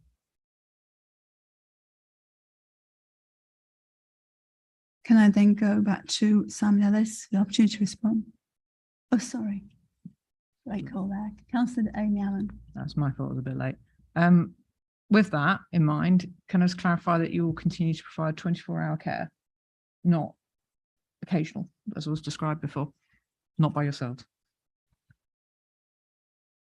Yeah, so the intention to provide support. So we just have to be mindful that this isn't a clinical or a regulated care service. It is around support and taking care for people. But yeah, it is our intention with this group of people to have continued 24-hour support. Thank you. Any other questions? And then please go to Simon. I'll just clarify one point, Chair, if I may, because I think we didn't quite conclude on those police figures. But if you look at the appendix on the comments from the police crime prevention design advisor, as you know, Chair, he did confirm it's an 18-month period. But also, I think he's made a mistake on the maths when he says it's 84 incidents, of which 17 were recorded from the Lord Lister. this equates to just over 14%. I think that's 20%. 14% can't be 17 of 84. So I just think he just miscalculated that. But in terms of the principles, my opinion is quite clear. I've set them out in the report. The 4.3.10, for example, I'll just read out a section of that. The principles set out in the policy guidance include reference, and this is about the policy guidance in the MPPF, to antisocial behaviour and designing out crime, which in my opinion is therefore a material consideration in the determination of this planning application insofar as it relates to design and alterations to the building. That was the point I made in June 23rd. I remain of that view. That view's been agreed by an independent council. It relates to the physical alterations to the building, which is dealt with by secure by design. Secure by design accreditation conditions in there. That's why the police support the application, because that's about the design and physical alterations to the building. Look at 4.3.9. In determining planning applications, it is to be assumed that other regulatory frameworks and agencies, such as the police, will operate effectively in respect of such issues as crime and antisocial behaviour for which they are responsible. So when you're making planning decisions, you've got to be mindful that you can't assume the police won't respond to instances of antisocial behaviour and deal with them effectively. That's a point of principle that stands and is my professional opinion. And I think you'll find that that is quite common across other areas that we've looked at and other planning applications. You have to assume that other regulatory agencies will operate effectively, and that will include environmental health, dealing with noise nuisance under the noise nuisance powers. So then I go to 4.3.16, and this is where if you want to give more weight to antisocial behaviour than I think you should, then you have a planning balance. So what I'm saying there is, if members are minded to place more emphasis on the issue of antisocial behaviour, which may have been aggravated by the current operation at the premises, not as a result of assisted living use in its broadest sense and non-specific to the applicant, it would seem logical that more weight should be given to the important and valuable service the current occupiers provide, as both considerations require a degree of assessment of the current land user of the premises, not the land use, and that point is in the report very clearly. So if you give more weight to the police stats on Appendix 4, in my view, you should give more weight to the comments of the Strategic Housing Manager in Appendix 5, which set out how the applicant provides a valuable service from these premises by assisting in addressing housing need and homelessness. And if permission is refused, these benefits cannot continue. The applicant will not be able to operate from these premises and provide that service. So if you want to give more weight to antisocial behaviour than I would, then I think it's by inference logical that you should take account of the benefits the applicant provides as well in terms of dealing with homelessness. In terms of amenity and accommodation space, I'm afraid that's a bit of a red herring, because if you're looking at housing, permanent housing, you have minimum space standards here, but we're talking about dealing with temporary accommodation for people in desperate need. And I don't think you can apply the same standards of what space they might be required, what communal living space. And also, again, you're straying into the area of trying to regulate the operator and thinking about planning in too deeply. We're not dealing with housing, we're not dealing with flats, we're dealing with temporary accommodation with assistance. So that you ought to bear that in mind. It's a bespoke use that you're looking at. So that would be all really on my updates and clarifications. Thank you, Chair. Thank you. Shall we go to debate? Councillor Tony Hunter. Mr. Ellis missed one thing about disabled access that was brought up by a member of the public. Again, that may be it, but I refer to my earlier point. We're not dealing with perfect accommodation here. We're dealing with temporary accommodation, hopefully for people in need and assisted living. It's not going to be the perfect accommodation for all occupiers and all users. And also it's a listed building, so there are constraints around that as well. So DDA access is, again, is something that you'd have to accept. It could be substandard, but we're not talking about the same criteria that you'd apply to housing, permanent accommodation, flats, care homes, that kind of thing. Thank you. Councillor Daniel Allen. I would like to propose that we accept this as recommended, that it is granted with the recommendations. We're addressing a housing need. This is desperate. This saves lives. We've got people that need the temporary accommodation, and I believe that this is the best way of doing it. I would definitely recommend that we accept this as it is with the conditions and reasons.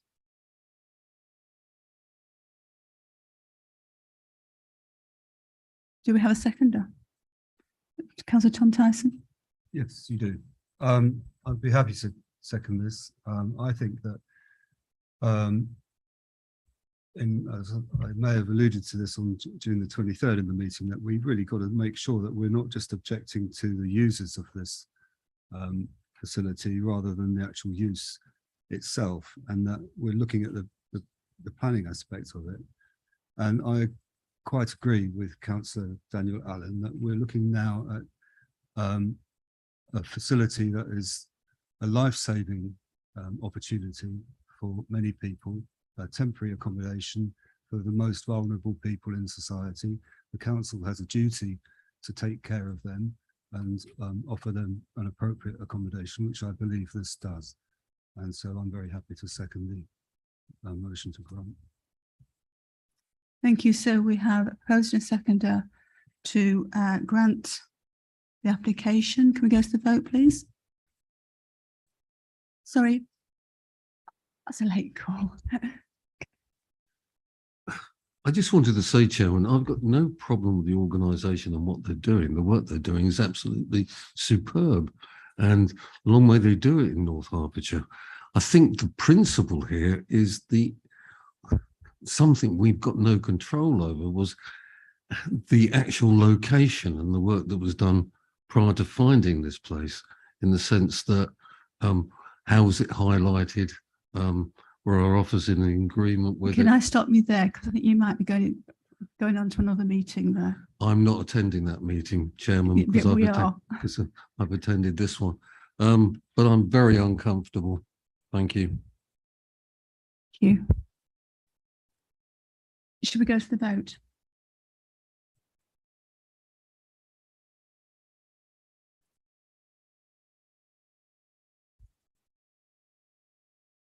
Chair, that motion's carried.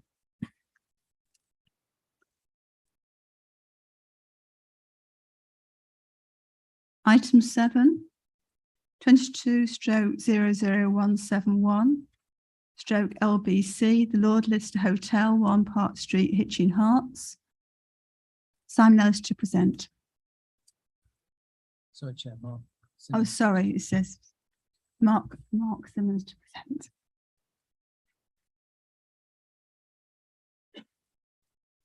Thank you, Chairman. Before presenting item 7, I have some updates for members of the committee.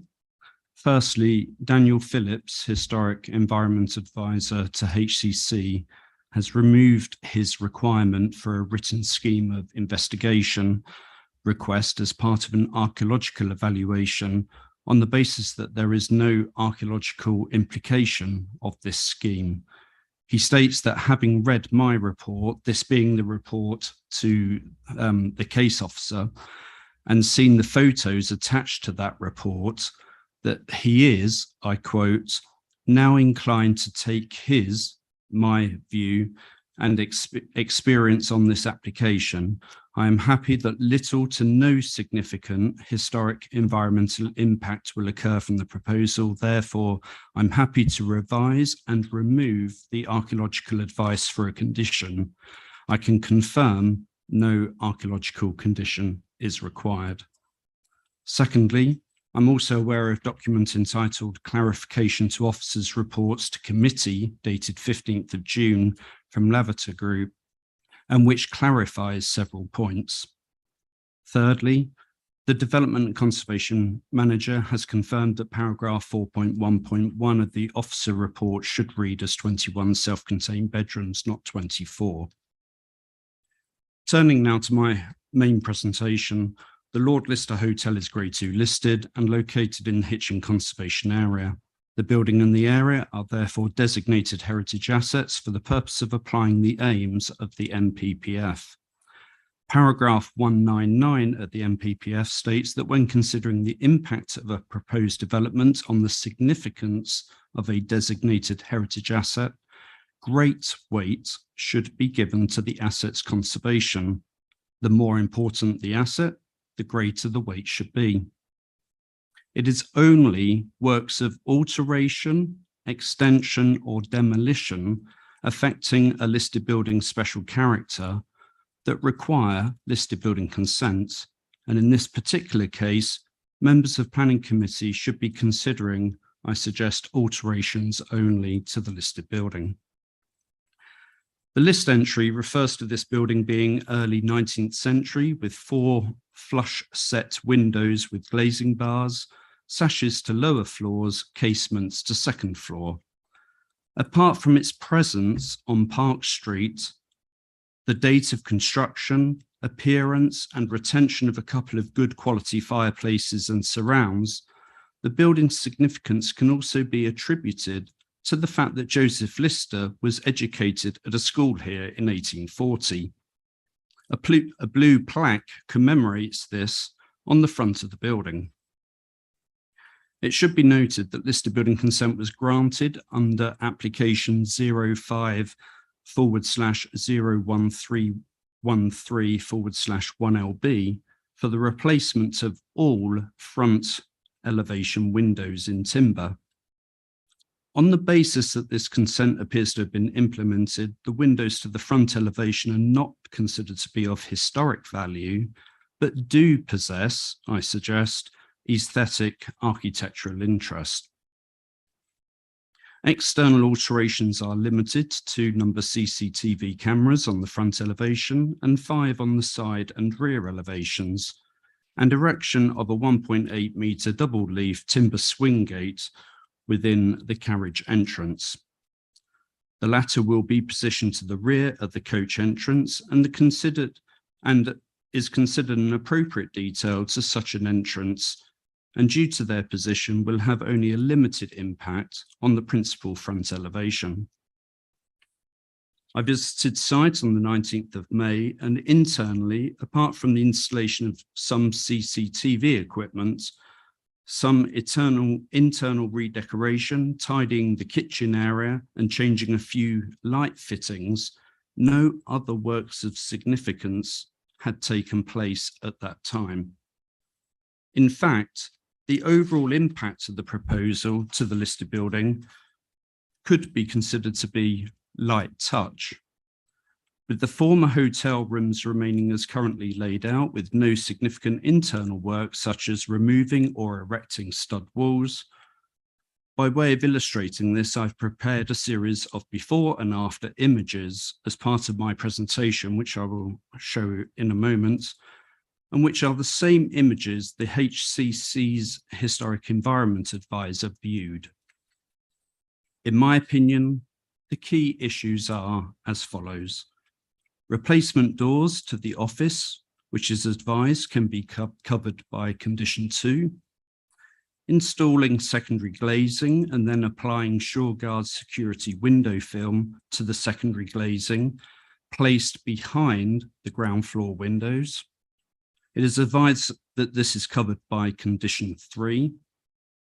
One problem that can arise with buildings of this type is introducing secondary glazing where there are shutters. There is one such case of this in the rear meeting room, where shutters extend across a 2/2 Victorian sash. Thirdly, there's possible alterations to laundry window, which can be covered by condition 4, and the installation of the double leaf timber swing gates referred to earlier. A further matter is the treatment of the boundaries shared with the Half Moon Public House. At 3.13 of my comments on this case, which is Appendix 1, I state that the wall was built pre-1st of July 1948, and assuming that it was in the same ownership as the Lord Lister Hotel at the time of listing in 1951, I take the view that the wall is what we would call curtilage listed. It is proposed to increase the height of this boundary with fencing and trellis. I then go on to say at 3.14 that technically increasing the height of this part of the boundary by placing a fence trellis on top of the wall requires listed building consent, but the fact that the erection of a gate, fence, wall or other means of enclosure surrounding a listed building requires planning permission anyway, I'm satisfied that the boundary treatment need only be dealt with under the planning application. It is considered that the boundary treatment will not have an erosive impact on the setting of the Lord Lister. Although not mentioned in my consultation response to the case officer, I conclude that the proposed external works will also not occasion harm to the setting of Wellington House, number 2 Park Street, adjacent, therefore would not harm its significance or harm the character or appearance of the Hitchin Conservation Area. I recommend that listed building consent be granted with the conditions at 6.2 of the case officer's report. If I may then move to the slides. Thank you, Chairman. Next one, please. Next one, please. So once again, front elevation view and just showing the blue plaque present on the building. Thank you. Next one. These do replicate Simon's presentation, but for the avoidance of doubt, the ground floor plan, which shows CCTV location and the timber swing gates. Next one, please.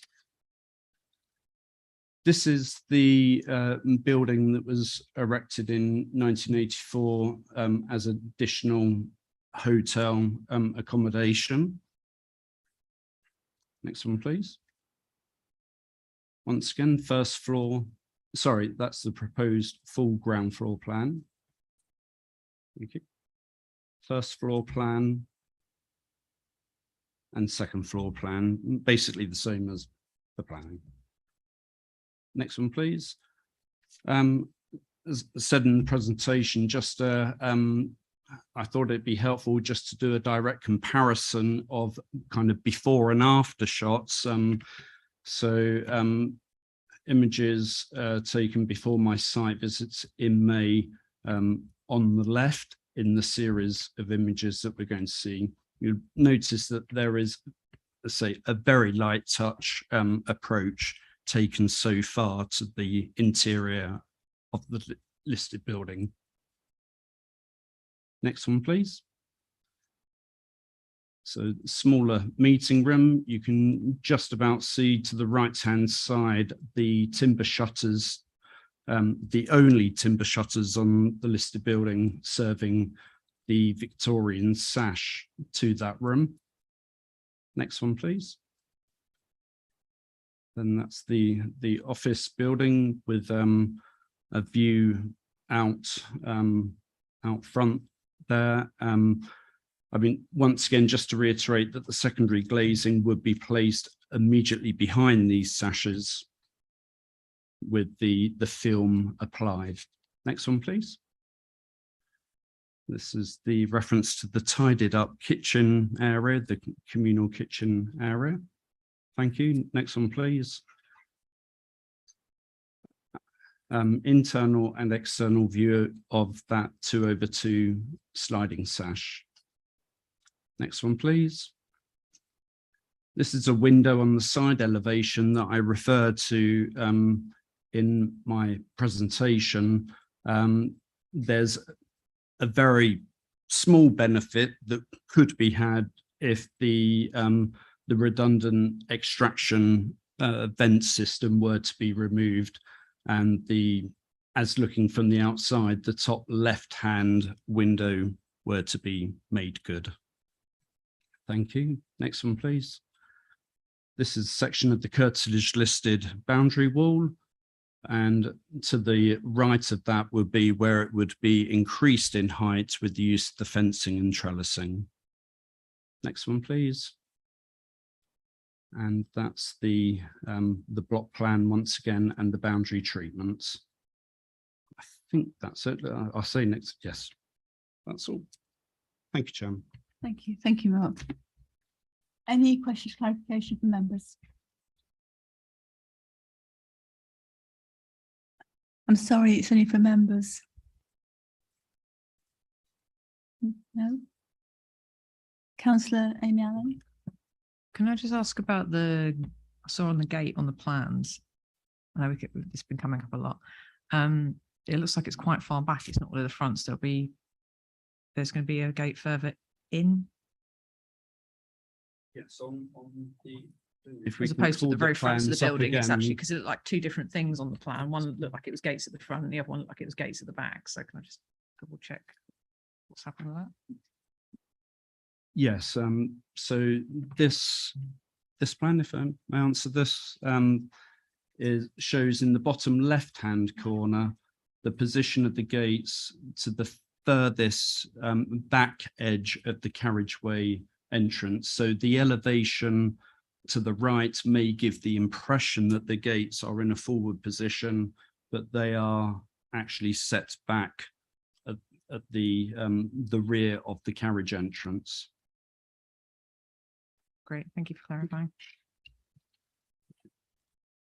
Any other questions for the Conservation Officer?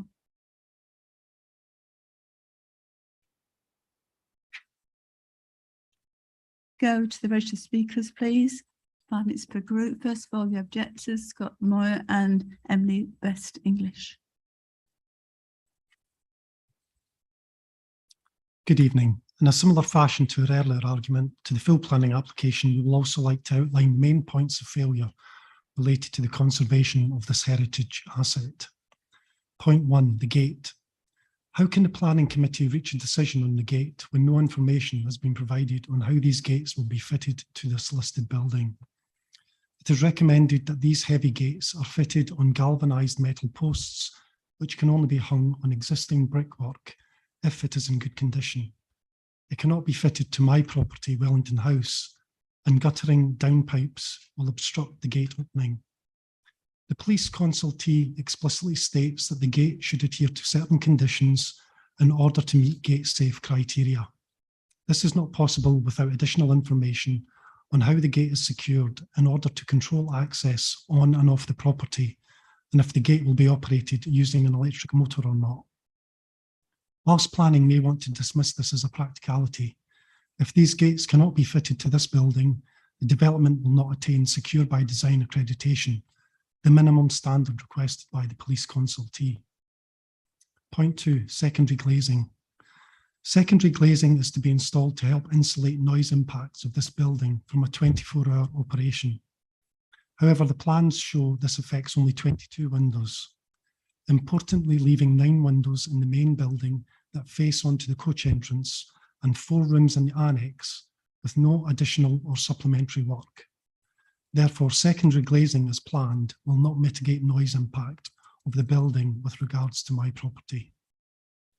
Ventilation issues caused by the installation of secondary glazing should be considered, particularly in such an old and historic building, and especially in summer months where residents of the Lord Lister have no other option but to open windows to cool and circulate fresh air in their rooms, as was clearly in evidence this summer.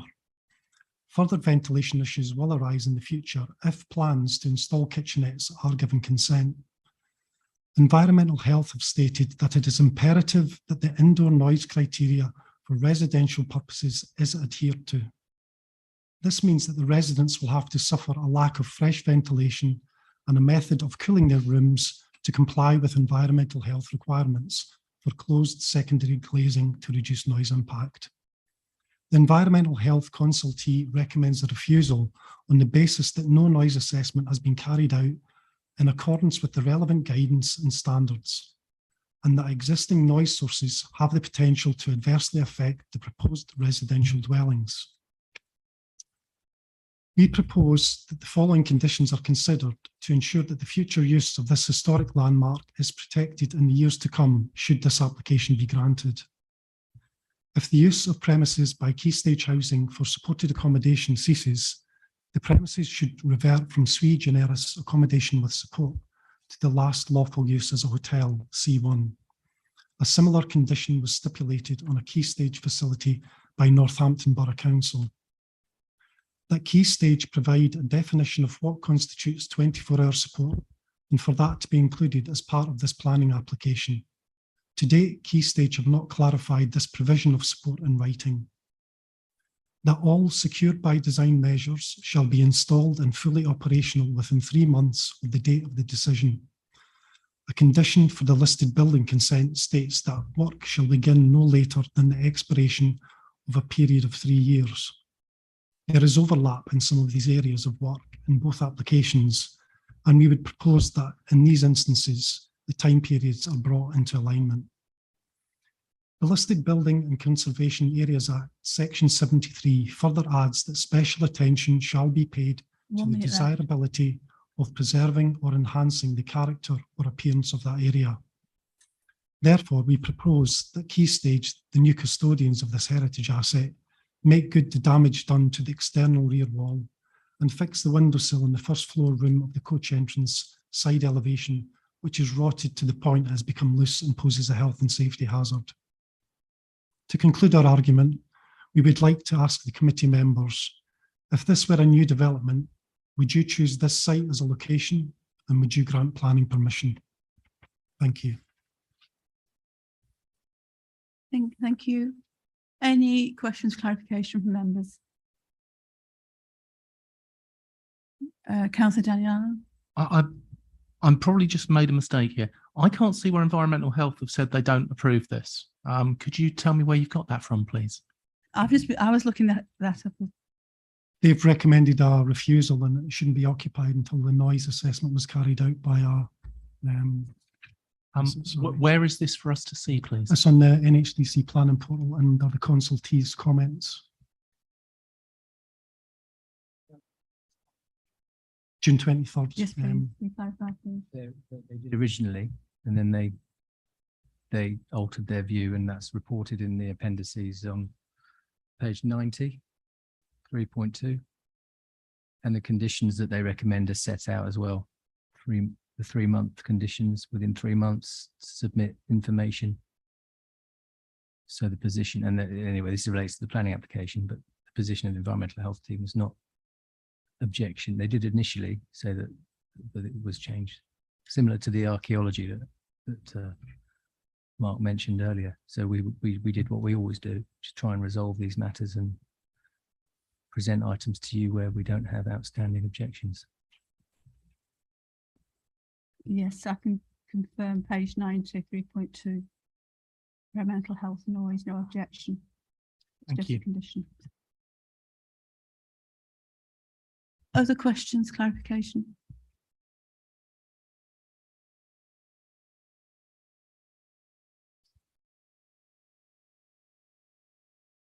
Okay, can we go on to the supporters, please? Sorry, member advocate, sorry. Councillor Collins. Thank you, Chair. I won't take up the full 5 minutes because I'm rather surprised to hear that Herts County Archaeology has withdrawn their objections, well, not their objections, but their very detailed and very good conditions for this site. A little bit surprised and slightly unfortunate we're only hearing this on the night and not actually getting any detailed opportunity to look at that, because it would have come out that this site probably has a Roman frontage, which isn't detailed here. And I'm not quite sure how you dig a gate hole without disturbing what's underneath it and this site that has never been looked at. But moving aside, I cannot argue with the archaeologists on that. I would like to, but unfortunately we don't have that opportunity.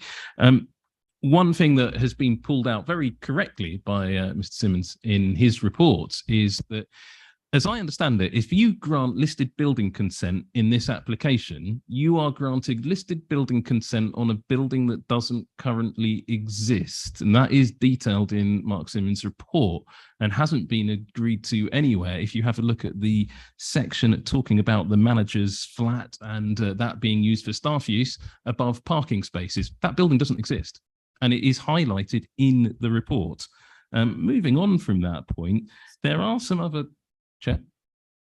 I want to interrupt you. Oh, sorry, Chair. I thought the Chair was about to speak. There are some other details on here that are raised in Mark Simmons' report as well, talking about, there's questions raised that are not answered about the name of the hotel being remained. Is that still going to be on the facade? We don't know. And then finally, we were asked to consider alterations, and the fact that it does detail in the report that alterations on the inside will be minor and a light touch. But we've heard tonight that we're going to see a switch to self-contained rooms with kitchenettes. That's not included here. That information is new. That is not included on this listed building consent. So if this is granted, are you then granting consent for something you haven't yet seen, as well as a building that doesn't exist, and very late changes to the archaeological reports? This is really not the way things should be done. And with Scott Muir's very well-reasoned objections as well, I think you should all be asking very detailed questions about this and quite why some of this is being conducted the way it is. But do have a very close look, because there is a building on this that is detailed by Mark Simmons on his report that does not exist. Do you want to answer, Mark, or shall I answer? Happy to come. Happy to Answer, Mark. Thank you, Chairman. Yeah, happy to come back on those points as I'm able to at this time. That firstly, the issue of the building that doesn't exist. To be honest, it's a little bit of a red herring. That in that I'm looking at 1.5 of my report. It was flagging up a point that was made in the January 2022 version of the Design, Access and Planning Statement, which was inaccurate at that time. That has subsequently been clarified and is not relevant to this particular case. It was pointing out the comments that were made in that Design Access Planning Statement that no changes are proposed to this building and this will remain as is, and that was actually the incorrect building. My photograph in my presentation shows the additional accommodation that was built to the side of the Lord Lister on the other side of the driveway at the back of the carriage entrance. But as noted in Appendix 1, my comments at 1.5, the paragraph related to a building that had undercroft parking that doesn't form part of this application. So that was just a point of clarification in my memo to the case officer.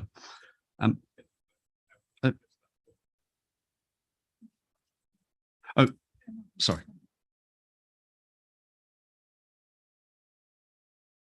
Thank you, Chair. And just to sort of follow up on that, I mean, that's very good, but the report that's been put in front of the committee is inaccurate then, and they can only decide this application based on what's in the report they've been given, and what's in the report they've been given is inaccurate because this Appendix 1.5 detailed something that isn't the case of what's in front of you. That surely means that this application cannot be accepted, because if they are going on the documents in front of them, the wording, then therefore that wording is inaccurate. You have to refuse because you're doing listed building consent on a building that doesn't exist. Even if the intent is to take it out, the documentation put in front of the members of this committee is inaccurate. And I'll leave it at that. Can I just answer that? This was actually addressed at the last planning meeting. It was. Yes. Yeah. Thank you, Councillor Collins.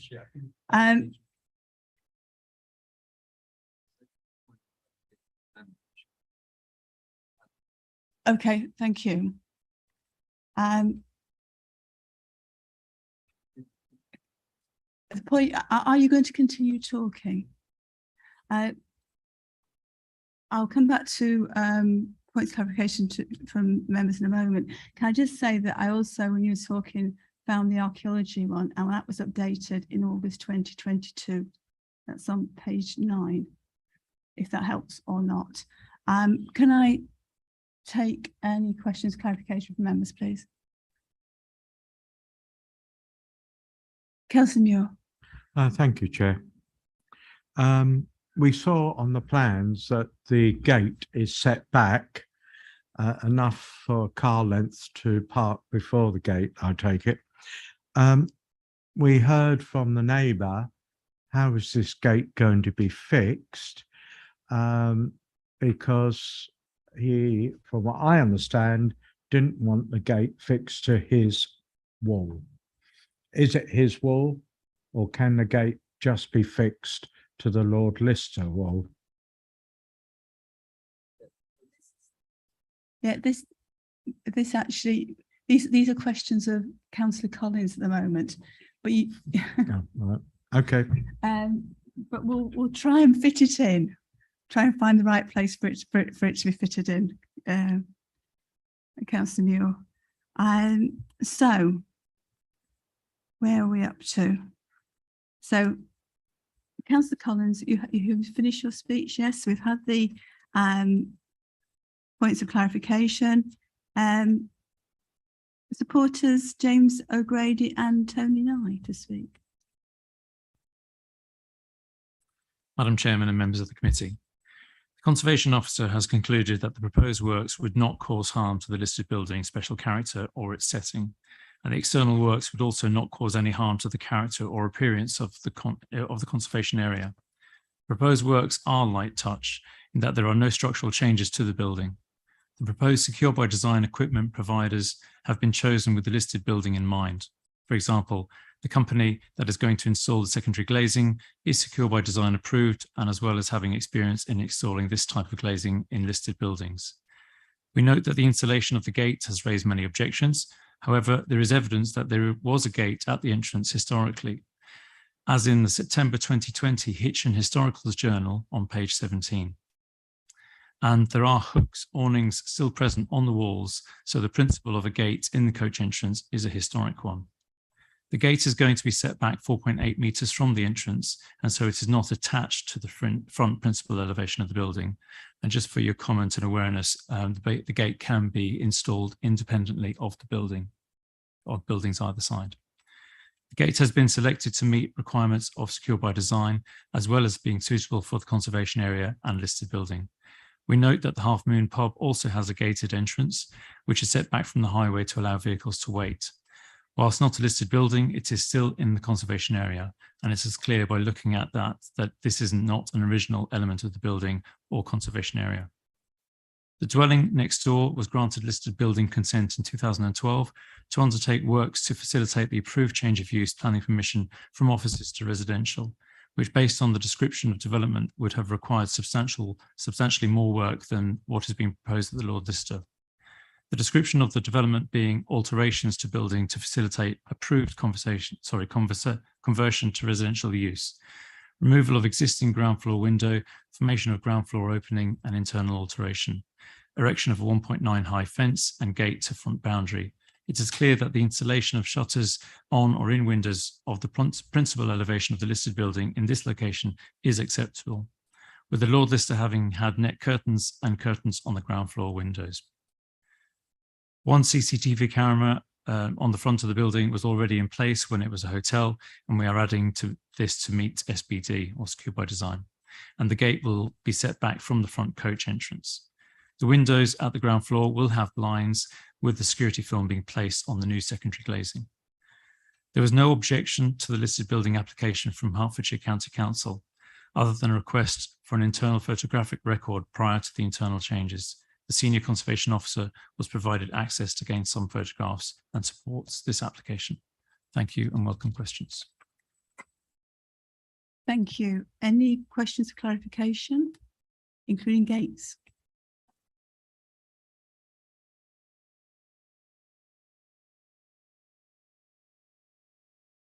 No, can I just try to clarify from the minutes of the last time we heard the Lord Lister applications. The minutes say in item 7, it said then it should be 21 self-contained bedrooms, not 24. And paragraph 4.2.2 should read managers and staff accommodation as within the existing building. So those changes were made at that meeting and were actually minuted, and the minutes have been passed. Just to say that was in the public domain because it wasn't heard. Right, shall we? Any more question clarification? Simon Alice, would you like to have an opportunity to?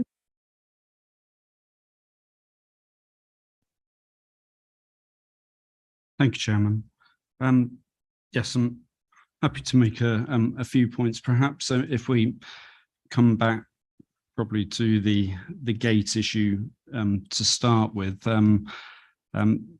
couple of matters there that having heard from the applicant that potentially the gates could be fixed through freestanding posts. On a technical point, if the gates were to be erected with freestanding posts, then that removes it from the listed building consent application, and I would suggest becomes principally a planning matter. So that, the description, it would find itself on the planning permission, but because it's freestanding, it's not physically altering the special character of the listed building. On the flip side of that, if either of those posts were to be physically attached to the listed building, that would still require listed building consent because it would technically be a physical alteration to the listed building.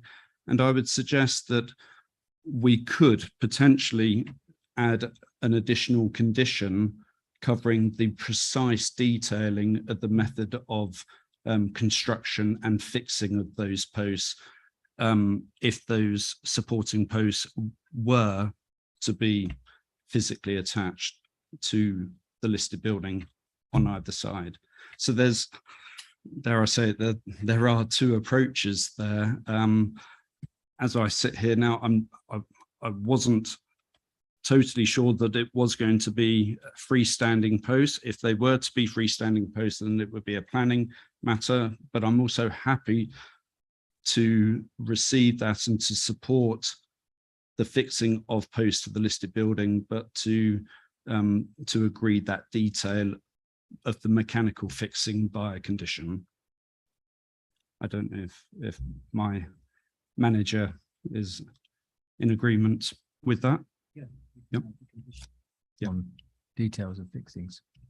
And perhaps just on a couple of other matters that have been raised, the kitchenettes that have been raised earlier,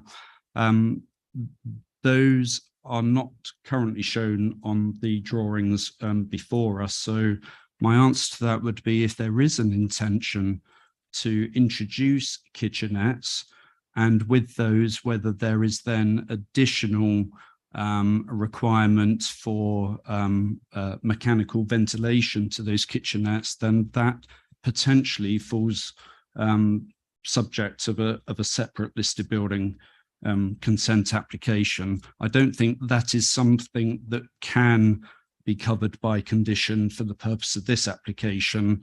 If kitchenettes were to be installed, then it's making a judgment as to whether that materially affects the special character of the listed building. Now, having walked around the building, as a general observation, each of the rooms that I entered into, the bedrooms, were architecturally very plain. The only feature in some cases to note was the windows, and not all of the windows are of interest. So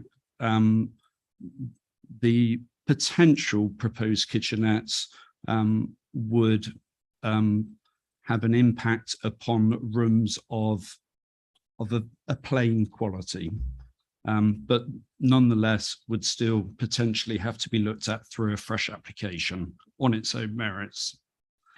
So that's the kitchenettes. And then finally, with the name, I'm not aware that there has been a proposal to remove the name from the building.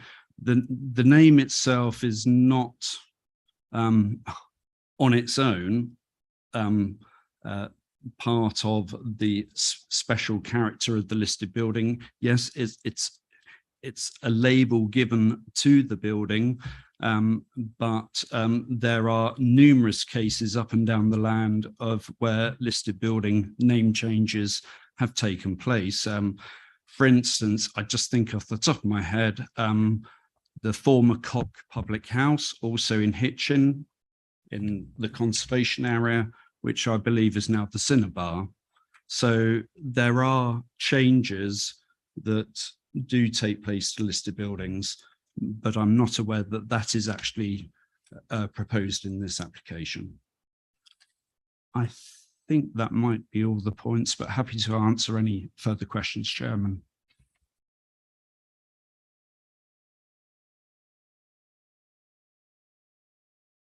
Further questions, or should we go to debate? Councillor Muir? Fine, thank you. Is this debate? Debate, yep. Thank you. I've listened to everything that Mark has said. I congratulate him on the depth of his report. I've listened to the questions and the answers, and I have no problem in proposing that we accept this item.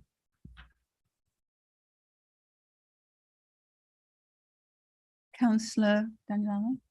I'm very happy to second this if Michael would be willing to add the updated condition over the gate. Yeah. Yes, that's definitely, I agree with that. Officer, is that okay? Does that work? Okay, we should go to the vote.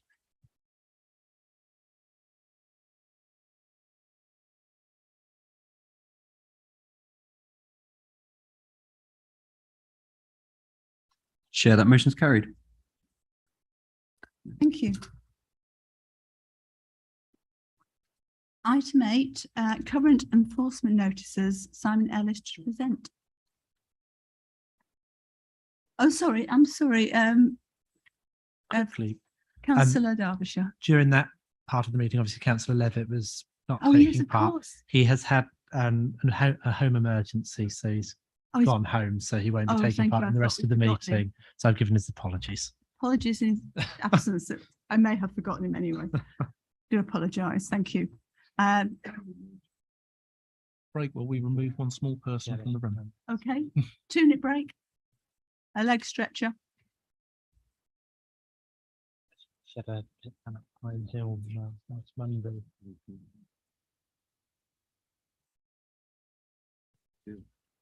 That's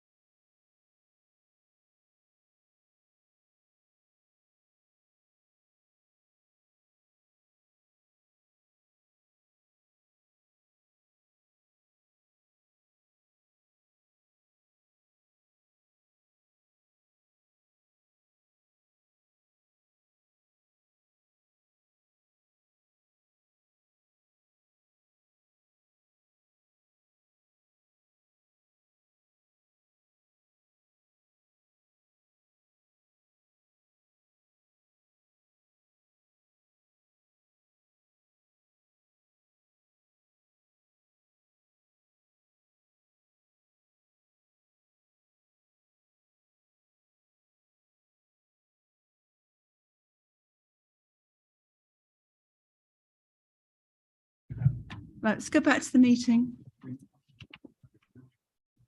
We've got everybody. We have. Yep. So item 8, current enforcement notices. Simon Ellis to present, please.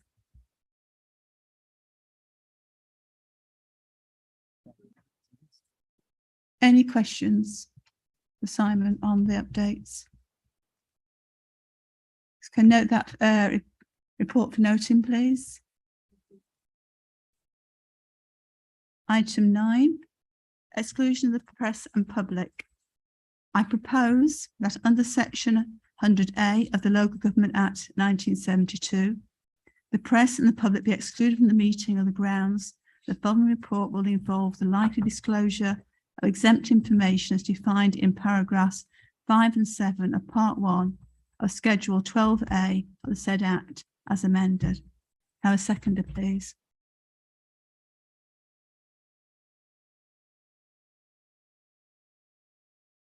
Councillor Tyson? Yeah, I'm happy to second that. Thank you. Can I vote, please, James?